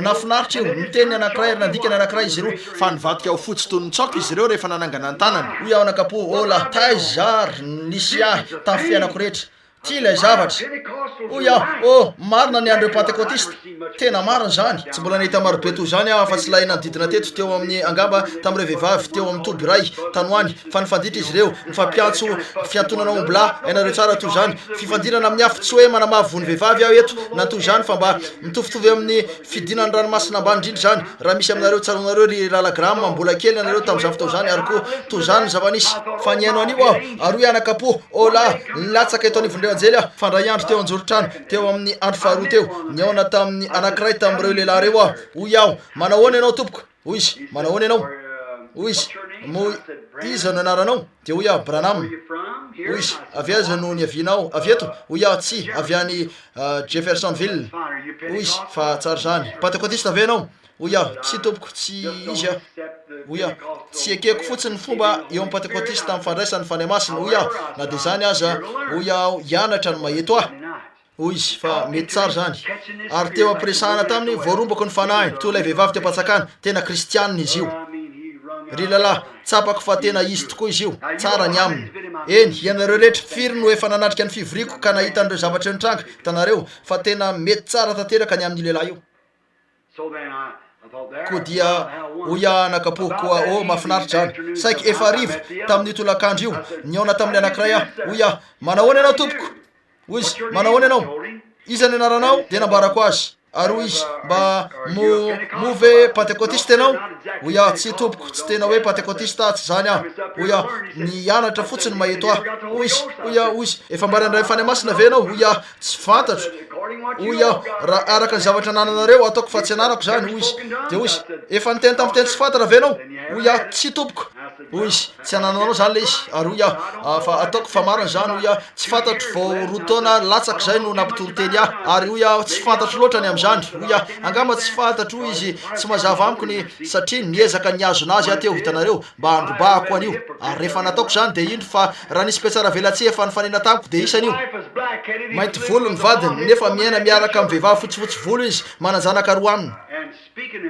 ary niteny tamin'ny fiteny tsy fantatra nandiky zany tamin'ny fomba tantera arak'izay tokony isy fa ho iaho ankehitriny tompo ao amin'inony zao nidirako zao avy teo am'izay nataoko hoe anjely tsy haiko tsony zay misy ah oia miazona ny fototra tsy maintsy araka ny baiboly zany tsy maintsy marina io fa misy zavatra tsy mety anoany tompo ahoana ny mety isiny zany nakao amin'ny fivoriana aho io arivo io de nirotsaka io fanahy io rahalahy afaka natsapany io ianareo fa ny Fanahy Masina ny teo eny tompoko raha tsy izy io dia ho nanambara tamin'ny fanahiko zany hoe tsy Fanahy Masina io mbola mpitoro teny tanora ihany ateo ary tsy haiko loatra ny fomba ny amin'ny famantarana fanahy nefa nipetraka teo aho ary fantatro fa le Andriamanitra namonjy ahy mihitsy nisy fahatsapana mitovy tamin'ny tsapako fa to anivatsivan-tafy mihitsy ny tenako nafinaritra loatra ny fahatsapana nisy tao amin'ny efitrano io ary hoe anakapo 500 teo ny olona teo ary hoe anakapo lahy andiandrona telo teo izy ireo no niara-niangona teo ary hoe anakapo fa ahoana ny mety isiny zany eny nirotsaka tamin'io efitrano io toy zany io fanahy lehibe io ary teo ampijerena n'io tranga zavatra io ah niteny tamin'ny fiteny tsy fantatro ireo olo reo nandika ka nomeny tsara ny afatra nefa ampiatsara velatsiny anankiray fa ny anankiray de tena lehilahin'Andriamanitra de hoy aho fa nisavorita-tsaina tanteraka aho tsy haiko ny atao fa taoriana kely zany nisy sakaizako akaiky rahalahy Devis fantatrareo nanomboka nilaza hoe saribakolo ny tenako kilalao-mbafy kely zany hainareo tsara ary koa tsy nanambady ateo ko dia nanomboka nilavaniny tamiko tsy akijanona izy toy ny hoe nitady zay fandonana tamiko ary nisy zavatra kely nataonay fa nireninareo sy zay rehetra no nanao fivoriana teto sy terona nodidina teto ny tabernakla mbola tsy nampiasaina tamin'io fotoana io ary anao fivoriana kely teto sy terona nodidina teto zay fa ndray andro tamin'ny farany rehefa tafaorona ny tabernakla taona maro tatio arina nakeo amin'ilay zofaliako tao Grinsmill aho mba hivavaka satria nilaza zavatra matsiravina ny amiko rahalahy Devis teo amin'ny fivoria tao amin'ny gazetiny ty azy aho tsy tiako isy zavatra hitranga aminy koa dia nakeo aho mba hivavaka ho azy ary nakeo aho niditra tao amin'le zoy ary nijanona teo nandritry ny 2 andro teo fa hoy aho tompo mamindrafo aminy tsy te ilazan'io izy ary hoe nakapo fantatra aho nisy soratra masina nandalo tampoka tato an-tsaiko de nivoaka aho ary nisy vatakazy teo mbola eo ihany io vatakazy io nipetraka teo aho voatsely latsaka fitena tendrombohitra ka tsy valana teo amin'ilay lalana kely zay nisy teo no lay lakan-drano ary nisabaka fotsiny teo amin'ilay vatakazy aho nijery an'ireo tendrombohitra teny lafitra teny ary napetrako teo toy zany baiboliko hoe anakapo fantatra fa nisy soratra masina tato an-tsaiko ilay mpanefy varahana efa nanisy ratsy be loatra sy nilaza zavatra maro ainareo tsara hoy anakapo ataoko fa maky an'io aho nosokafako ny baiboly de hoy aho fa nifafako ny tarehako ary nisy rivotra nitsoka dia navadiny tao amin'ny Hebreo eniny zany fa hoy aho tsy eto ny misy an'io dia navadiko toy zao zany fa nitsoka indray ny rivotra ka namadika an'io teo indray de hoy aho fa afafy zany fa nitsofo ny rivotra niverina eto indray io ko dia hoy anakapo fa ataoko fa hovakiko zany ary voalaza hoe fa zay efa nozavainy indray mandeha de tsy azo efa nandray anjara tamin'ny Fanahy Masina efa nanandrana ny ten'Andriamanitra sy ny hery ny fiainanao avy hoy anakapo fa tsy hitako ny tena tiana zay no vakiko indray io ilay toko rehetra tsy nisy hitako hoy aho fa ajaniko eo ny amin'io ary nahitan'io tony teo aho fa niverina tao indray zany de noraisiko zany ary hoy anakapo fa inona zany novakiko hatrany io de novakiko hatrany de novakiko hatrany hoy aho tsy azoko zany de mbola ary novakiko ny teo ambany zay efa nozavainy indray mandeha de tsy azo de tonga teo amin'ny toerana zay lazany hoe fa izay tany mifoka ranonorana milatsaka aminy matetika ka maniry anana tsara ho an'ny olona iasana azy dia mahazo fitahina avy amin'Andriamanitra. Fa izay maniry tsilo sy songisongo kosa dia lavina sady akaiky ny ozina ary ny itsarana azy dia ny odorana. Oya, manontany tena hoe inona dikan'izany, koa dia eny tsy nisy zavatra neritreretiko raha teo aho, fa noheveriko fotsiny fa ary raha mbola nipetraka teo aho noheveriko fa anome fahitana ny amin'ny rahalahy devisa sy ireo sasany teo ny tompo, fa nipetraka teo aho nijery ary hitako fa nisy zavatra niodikodina tetsy amin'ilay loasa kely teo anoloko, zao tontolo zao no niodina teo ary hitako fa tena potika tanteraka zany, to tahaka ny avina saina ny rehetra. Ary nisy lehilahy nandroso teo sady nanana zavatra lehibe teo anoloany izay feno vo ary namafy ny vo teny amin'izay tany rehetra nandalovana izy ary nandeha hatrany amin'ny farantany izy ka dia tsy nahita azy tsony aho. Ary raha vao tsy nahita azy aho dia indro fa nisy olona tena nisokosoko ny fahitana azy, nanao akanjo mainty, nandeha tetsy teroto izany ka nanipy an'ireo voratsy ary nijery an'io aho. Ary raha mbola niodina ihany ny tany afaka kelikely naniry ny vary, ary efa naniry ny vary nipotra teo ny songisongo, ny roy, ny tsilo, ny ahidratsy matsilo sy ny sisa, ny ahidratsy misy poizina sy ny sisa nipotra teo amin'ny vary ary niaraka nitombo izy rehetra. Ary indro fa nisy maintany mafy teo dia nanondrika ny lohany toy izao ny vary ary ilay songisongo kely, ny roy, retsilo niondrika ny lohan'izy ireo. Ny ahidratsy rehetra dia samy nanao ny aina toy izany, tena reko tsara zany ary nitady orana izy ireo, orana ary afaka kelikely. Indro fa nisy rahona lehibe tonga dia nilatsaka mafy ny rano ary rehefa nilatsaka teo zany dia niarina ny vary ka nanomboka nika voninahitra, aleloia, dia raina ny tompo. Niarina ny ahidratsy matsilo ka nika voninahitra, dia raina ny tompo, aleloia. Ny roa sy ny sisa rehetra samy nandihy teo amin'ny sasady nika hoe voninahitra, aleloia, dia raina ny tompo. Fa hoy aho tsy mazava amiko zany, niala tamiko ny fahitana dia nilatsaka teo amin'ny ondray aho, ireo songisongo izay akaiky ny ozina nazava tamiko teo. O Jesosy, ny orana dia milatsaka amin'ny marina sy ny tsy marina, afaka mipetraka eo amin'ny fivoriana ny olona iray, afaka hiteny amin'ny fiteny tsy fantatra, afaka hika sy anao tahaka an'ireo sasany ireo amin'ny alalan'ny fanahy masina marina, nefa dia mbola tsy ao amin'ny fanjakan'Andriamanitra izy ireo. Tena marina zany. Mova tsy nilaza Jesosy hoe maro no hitsangana amin'izany andro zany ka na hoe tompoko tsy efa namoaka dia amin'ny tamin'ny anaranao va, tsy efa naminany ny toroteny tamin'ny anaranao va, tsy efa nanao asa lehibe maro tamin'ny anaranao va. O Jesosy, mialamika ianareo mpanao meloka, tsy mba fantatra ianareo hatrizay. Ahoana ny amin'izany? Teo mihitsy no dikan'izany. Hitanareo nanandrana ny ranonorana tsara avy tany an-danitra izy ireo, nefa hatramin'ny voalohany dia efa tsisy. Hatramin'ny voalohany efa diso ny tanjony, efa diso ny antony nanosika azy ireo, ka tsy vitanareo nilaza hoe ainareo tsara hoy izy tamin'ny fijijana, akeny va izahay ka ongotana izy rehetra ireo, hoy izy aoka ihany ara-maniry izy ireo. Fa amin'izany andro zany ireo tsilo sy ahidratsy ireo dia hodorana miaraka, fa ny vary no any antsopotra. Eny, ahoana nahalalànareo hoe iza ny tsilo na hoe iza no ahidratsy na hoe iza ny vary? Ny voany no ahafantaranareo azy. Hitanareo raha lasy anabavy, ny aso tsara dia tsy afaka amo voratsy. Na toinona anatratranareo eny amin'ny lalanareo eny foana zany. Koa ho anareo mikatsaka ny batisan'ny fanahy masina, faly aho fa nisy nanoratra an'io. Hitanareo, eny, ireo mpino hatreo an-tsisy tany tamin'izany dia teo anivon'izy ireo mihitsy, voafora tamin'ny famorana nisy tamin'izany izy ireo, tena nandroso nakeo amin'ilay tanàna nampanantenan'Andriamanitra teo amorony zany mihitsy. Ary betsaka ny olona nandroso hatreo amin'ny morony io, andeha hatreo amin'ny batisan'ny fanahy masina izy nefa mandany io. Tsy sitrany ny afo tena tanteraka, andeha hatreo amin'ny batisa amin'ny anaran'i Jesosy Kristy araka ny soratra masina izy, nefa nomela mosiny ka andany io mba tsy hijery an'izany intsony. Tsy misy soratra masina na dia iray aza ao amin'ny baiboly rehetra ka nisy olona efa natao batisa tamin'ny anaran'ny ray zanakary fanahy masina, na dia soratra masina iray aza. Ny fiangonana katolika ny nanomboka an'io, lasa nakatoerana tao amin'ny Lutera, atao amin'ny Wesley ary nanivatsiva teto. Tena marina zany fa nilamina ao amin'ny soratra masina dia amin'ny anaran'ny tompo Jesosy Kristy. Zay ny batisa apostolika. Tsy afaka anao an'izany ianareo nefa hijanona amin'ny anaram-piangonana. Marina zany. Eny, hitanareo ve ireo zavatra ireo? Ny batisan'ny fanahy masina, ny fanomezam-pahasoavan'ny fanahy, ireo zavatra izay navoaka an'Andriamanitra. Ny vokatry ny fanahy dia fitiavana, fifaliana, faripo. Oh, ianareo rahala Branham, isaoran'Andriamanitra, famaripoa. izay no fahitana azy nakao eo a voatsela ary nisy nanontany ahy nanoratra taratasy ka nanontany ah raha nanao batisa ny olona tamin'ny anaran'i Jesosy Kristy aho tsy nivaliko mihitsy nefa hitan'izy ireo ihany io de nisy mpitoroteny 450 ny sitaka izany ve no faharipo sa hoana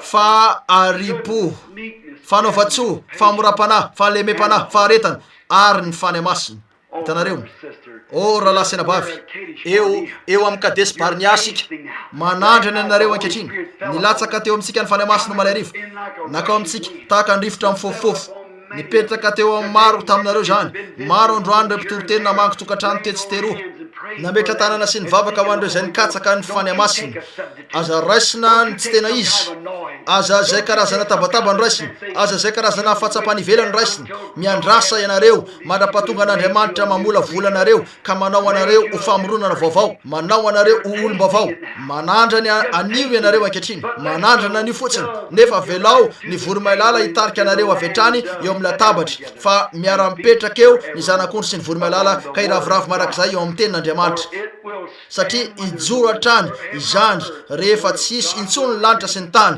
itoetra ny tenin'Andriamanitra mariny zany miangavy re mba aza iverina ho mandray tendrony aho raha zany ny fahitanareo azy dia tsy zay ny tiako atongavana raha to antenaiko fa navaly andreo fanontaniandreo aho fa nataoko arak'izay farafahalalako azy zany koa noho izany ao amin'ny hebreo enina raha ijery tsara ianareo Paoly dia niresaka tamin'ireo hebreo zay nilaza hoe fa miaraka aminao zahay saingy hatreto ihany tonga eo izy ireo hitanareo hoy izy eny ianareo ireo zay tonga eo ka nanandrana vao tafajery tetsy amin'ny farany efitrano aho mba anehoana aminareo ny porofo fa misy Andriamanitra velona antenaiko fa tsy aneligelina ny olona io zany tonga avy teo amin'ny fivirina anankiray aho voatsela ary tonga teto nanambara taminareo fa misy sakaiza mahafinaritra tena namako akaiky mpiara-miaza amiko lehilahy nanao soa lehilahy efa teo amin'ny fiangonako sady efa rahalahiko Busty no ny antsoko azy ny anarany dia Everett Rogers mipetraka atao Milton firy matsiaro natongavako teto nanambarana io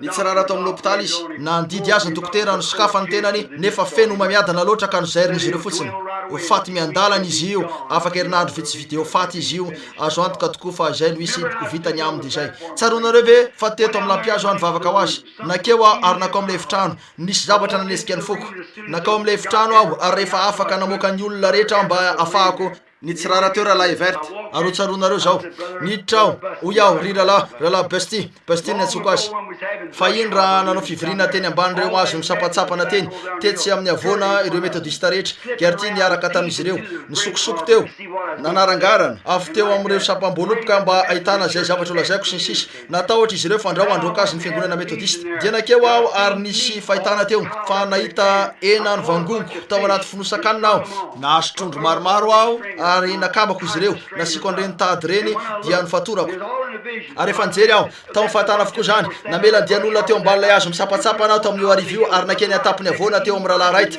ary tsy nahita intsony izy ireo niampitsy marainan'io laza hoe aoka tsisy aminareo raha mbola teo ampitoriana aho nisy an'io azavany io tonga io andriafy io no niantona teo anatriako ka nanao hoe miala eto ka mankanesa anaty ala iresaka aminao aho tamin'io andro viany niampitsiny iny vao nahita teo amin'ny avoana izy ireo fa teny ambony teny aho nafeniko tao anaty ahitra ny fiarako ary nianika ny tendrombohitra ny vavaka nandrisy ny ala sy niampitsiny iny niakatra teo ny sasany tamin'izy ireo hitan'izy ireo ny fiara ary niakatra teo io no andro nandraisany rahalahy Graham sy ny Elinina eto ny fanahy masina ka niantsona azy tao amin'ny fanimpona teny ambony teny teo amin'ny sisiny avoana nisy aho ary nanambara tamiko izy ny amin'ireo zavatra maro tokony atao sy ny amin'ny fifandraisana nananana niaraka nomeny fahitana aho zay nahitako an'ireo trondro voafalitra reo de hoe io ny fiangonana ao Milton nisy efatra na 5 tamin'ireo ny ala de hoy aho izy io hoy izy ny anankiray amin'ireo dia Guy Spencer sy ny vadiny ny anankiray dia Lai Spencer anankiray sy ny azy ary nisy hafa koa nambarany reo zay ala nambarako tamin'izy ireo hoy aho aoka tsisy inakanina izay mivady de tsy talohan'ny vadinay zany ary nodiny janona tao amin'ny ranabavy Spencer izy nandritry ny alina vehivavy mahafinaritra lehilahy mahafinaritra Guy Spencer tena lehilahy mahafinaritra tsy misy toazy ary dia anakeo izy ka hoy eo Paul eny jereo tam meda hoy izy eny remeda mino andranadabilina aho hoy izy nefa rehefa nonopal nilainy nihinana atody jambon dia nakeo izy ka nanendy atody jambon de nipetraka teo ihinany zany ary nanomboka nivavaka izy de niondrika teo amin'ny latabatra nitomany fa tsy afaka nikasika an'io de nandeha nitady azy ireo teny ambony avona teny tamin'io andro io no nanambarany amarina ny zavatra itranga hoy izy ialy reto ary koa ialy reto nefa nisy andiany ena tao anaty fonosakanina teo hoy izy tery izy io ho an'ny atimoarina ho an'ny vahoaka ao Milton andray arivo iny rehefa nandreany rahalahy crèche aho nipetraka teto izy omaly arivo izatsy rahalahy crèche eto venao zao arivo zao rehefa tonga teo amiko rahalahy crèche niantso ahy izy ary nitomany ranabavy crèche nitsirara teo ny rainy hoy izy ry rahalahy Bill aza ambara aminy eo andalam-pahafatesana izy hoy izy misy mamiadana mikika azy efa nandidy azy ny dokotera ary feno mamiadana tsy misy tozany tsotro zao aminy ary Will Hall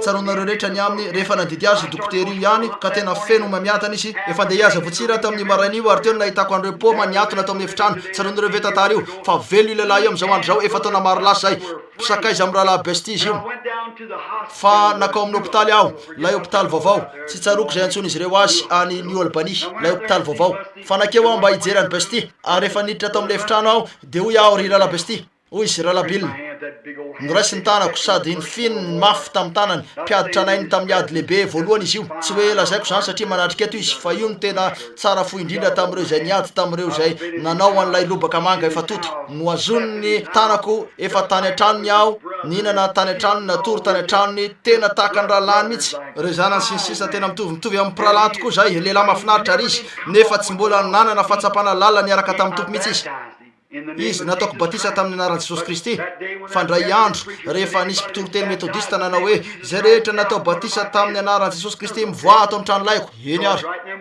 nivoaka George White sy reo mafy reo nakeo aho nitolakandron'io ka nanao batisa tamin'ny anaran'i Jesosy Kristy amin'ny Tottenham Ford nakao anaty rano fiangonany rehetra ka natao batisa tamin'ny anaran'i Jesosy Kristy ko dia nitozako ihany lamina tsara zany momba anareo Andriamanitra iza no atohatra anareo tsy haiko ny niafarany io lehilahy io na zay nahazo azy na izany na tsy zany nakeo amin'ny hôpitaly aho nisy abestiny tsy rara teo zay feno mamiadana na de ny dokotera aza nandatsy tsy nanao na inona fa tsy namerina nanjaitra azy o besty tamiko hoy izy ry rahalahy Bill misy antony zao nisy zavatra nitranga hoy aho endry besty nanomboka nahatsapa ny fanahy tahaka ny rivotra amin'ny fofofo zay resako aminareo io aho hainareo tsara niditra teo hoy izy rehefa niditra teo aho nisy havana tetsy anjoritrano nakatoerana teo anjoritrandro fanekena ny havana fanekena Andriamanitra nanao fanekena tamiko teo amin'ny tendrombohitra io Andriamanitra tamin'io andro io napetrako teo amin'ny rahalahy besty ny tanako ary nivavaka ho azy aho ho dokotera ho faty miandalana izy io iaratsy ny toe-batany tsy misy azo atao aminy ho faty izy afaka andro vitsy ary besty Roger efa herinandro maro lasa zay ary besty Rogers de mipetraka itsyarinitsy eto am-piangonana zao arivo zao salama sy matanjaka tsara noho zay rehetra nahitako azy teo amin'ny fiainako mitsangana ianao rahalahy besty io izy andesika hideran'Andriamanitra isika rehetra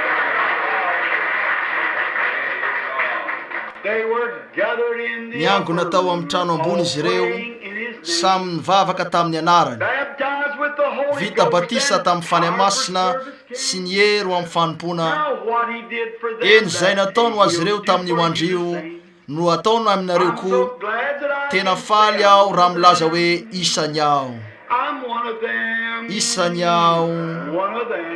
isany tena faly aho raha milaza hoe isany aho Alleluia isany aho tena faly aho raha milaza hoe isany aho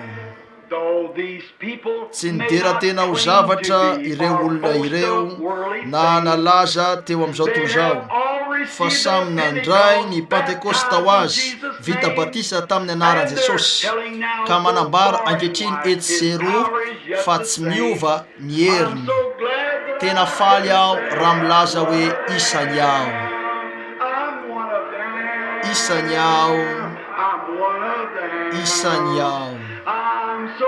tena faly aho raha milaza hoe isany aho Alleluia isany aho tena faly aho raha milaza hoe isany aho koa tongava rahalahy io ka tsao io fitahina io anadio ny fonao amin'ny ota zay ampaneno andreo laklosy ny fifaliana ka iazona ny fanahinao irehetra mirehitra tapoko zany ankehitriny. O voninahitra ho an'ny anarany. Tena faly aho raha milaza hoe isany aho. Aoko sika iran'io. Isany tena faly aho raha milaza hoe isany aho. Alleluia. Isany aho. Tena faly aho raha milaza hoe isany aho. Firy no isany atsangano tananareo? Ola. Toinona ny hafaliko fa isany aho. Isany aho. Isany aho. Tena faly aho raha milaza hoe isany aho. Alleluia. Isany. Tena faly aho raha milaza hoe isany aho. Niangona tao amin'ny trano ambony izy ireo, samy mivavaka tamin'ny anarany. Vita batisa tamin'ny Fanahy Masina sy ny hery ho amin'ny fanompona. Eny zay nataony ho azy ireo tamin'io andrio no ataony aminareo koa. Tena faly aho raha milaza hoe isany aho.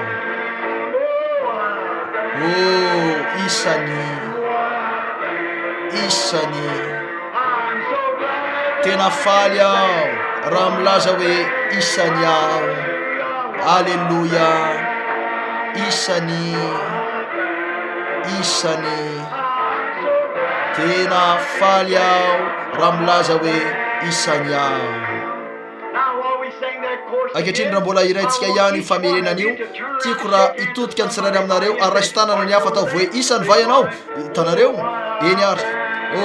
Isany. Fantatro fa isany ianao rahalahy Levilina.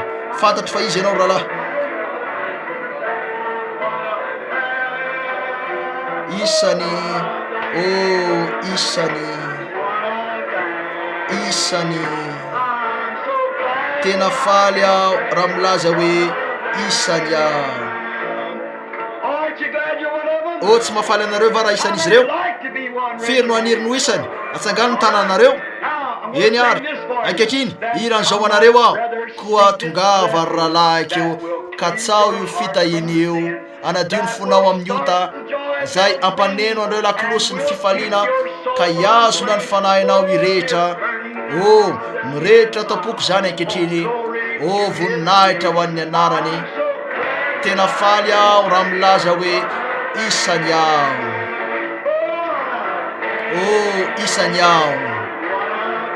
Isany aho. Tena faly aho raha milaza hoe isany aho. Alleluia. Isany aho.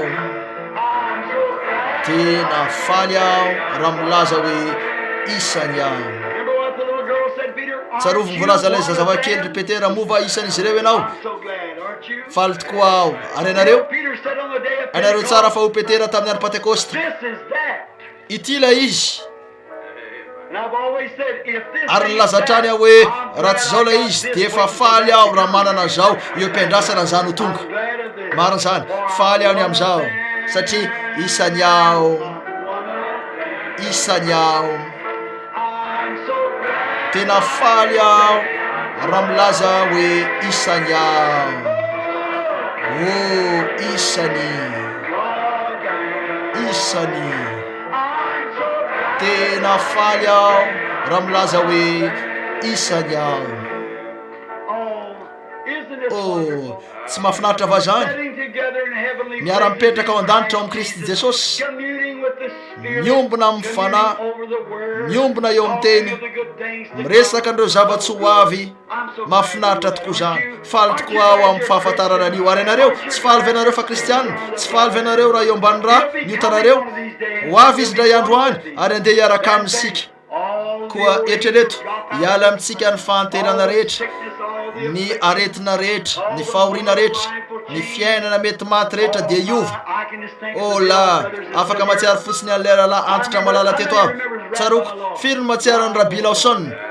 Ny akamaroanareo to mbola mahita azy am'ilay tena efa totetsy aho fa nipetraka tetsaorina tetsy aho nira ny hira fo io izy rasikely raha tedy ezaka ahitana raha vitako ny andrainy feony io tsy fantatra misy ampitsy mamiratra miandry ahy misokatra midanadana be reo varavarana perileo fa rehefa mamaky an'io sary ny fahoriana io aho dia hitsahatra any ankoatrany ndray andro andry any ankoatran'izay takatry ny mety maty ndray andro any Andriamanitra ihany no malala hoe aiza sy roviana hijanona ny fiodinan'ireo kodian'ny fiainana mety maty dia andeha onona ao atendrombohitry ziona eny reo kodia kely zay miodina ao anatsika reo ny fahitana ny fandrenesana tsiro ny fahatsapana ny fanambolona ny fandrenesam-peo reo tao ampandrenesana kely reo kodia miodina ao am'izao fiainana mety maty zao hijanona tsy odina izy reo ndray andro any dia hoeo aho ny tena kosianareo andeha onona ao tendrombohitry ziona isika tiako zany ary anareo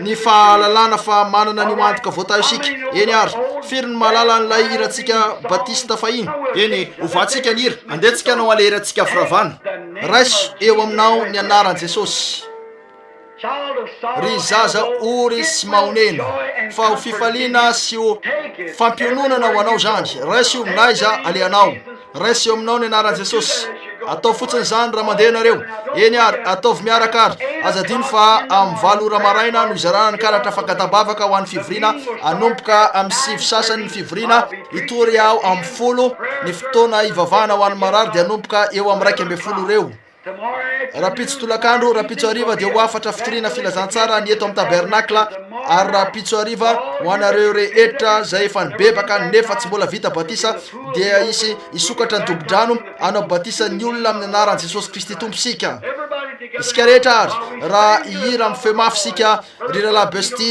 tsy fantatra hoe toinona ny fifaliako sy ny fankasitrahako an'Andriamanitra ainareo tsara fa nakeo amin'ny dokotera izy ary nambaran'izy ireo tamiko fa nijery azy ny dokotera fa tsy nahita zay olazainy izy io tsy ninono hoe le olona teo ihany io tsy misy tsy ambaratelony amin'izay azon'Andriamanitra tao tsy marina ve zany eny ary raiso eo aminao ny anaran'i Jesosy ampaneno mafy zany ry zaza ory sy maonena fa ho fifaliana sy ho fampiononana ho anao zany raisy io naiza aleanao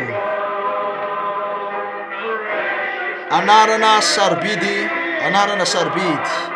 o mamre fanantenany tany sy fifaliany lanitra anarana sarobidy o mamre fanantenany tany sy fifaliany lanitra eny ary averiko amin'ny pastora ny fivorina ankehitriny izy teny vitsy olazainy na angataka amin'ny olona izy mba amarana ny fivorina na zay ao an-tsainy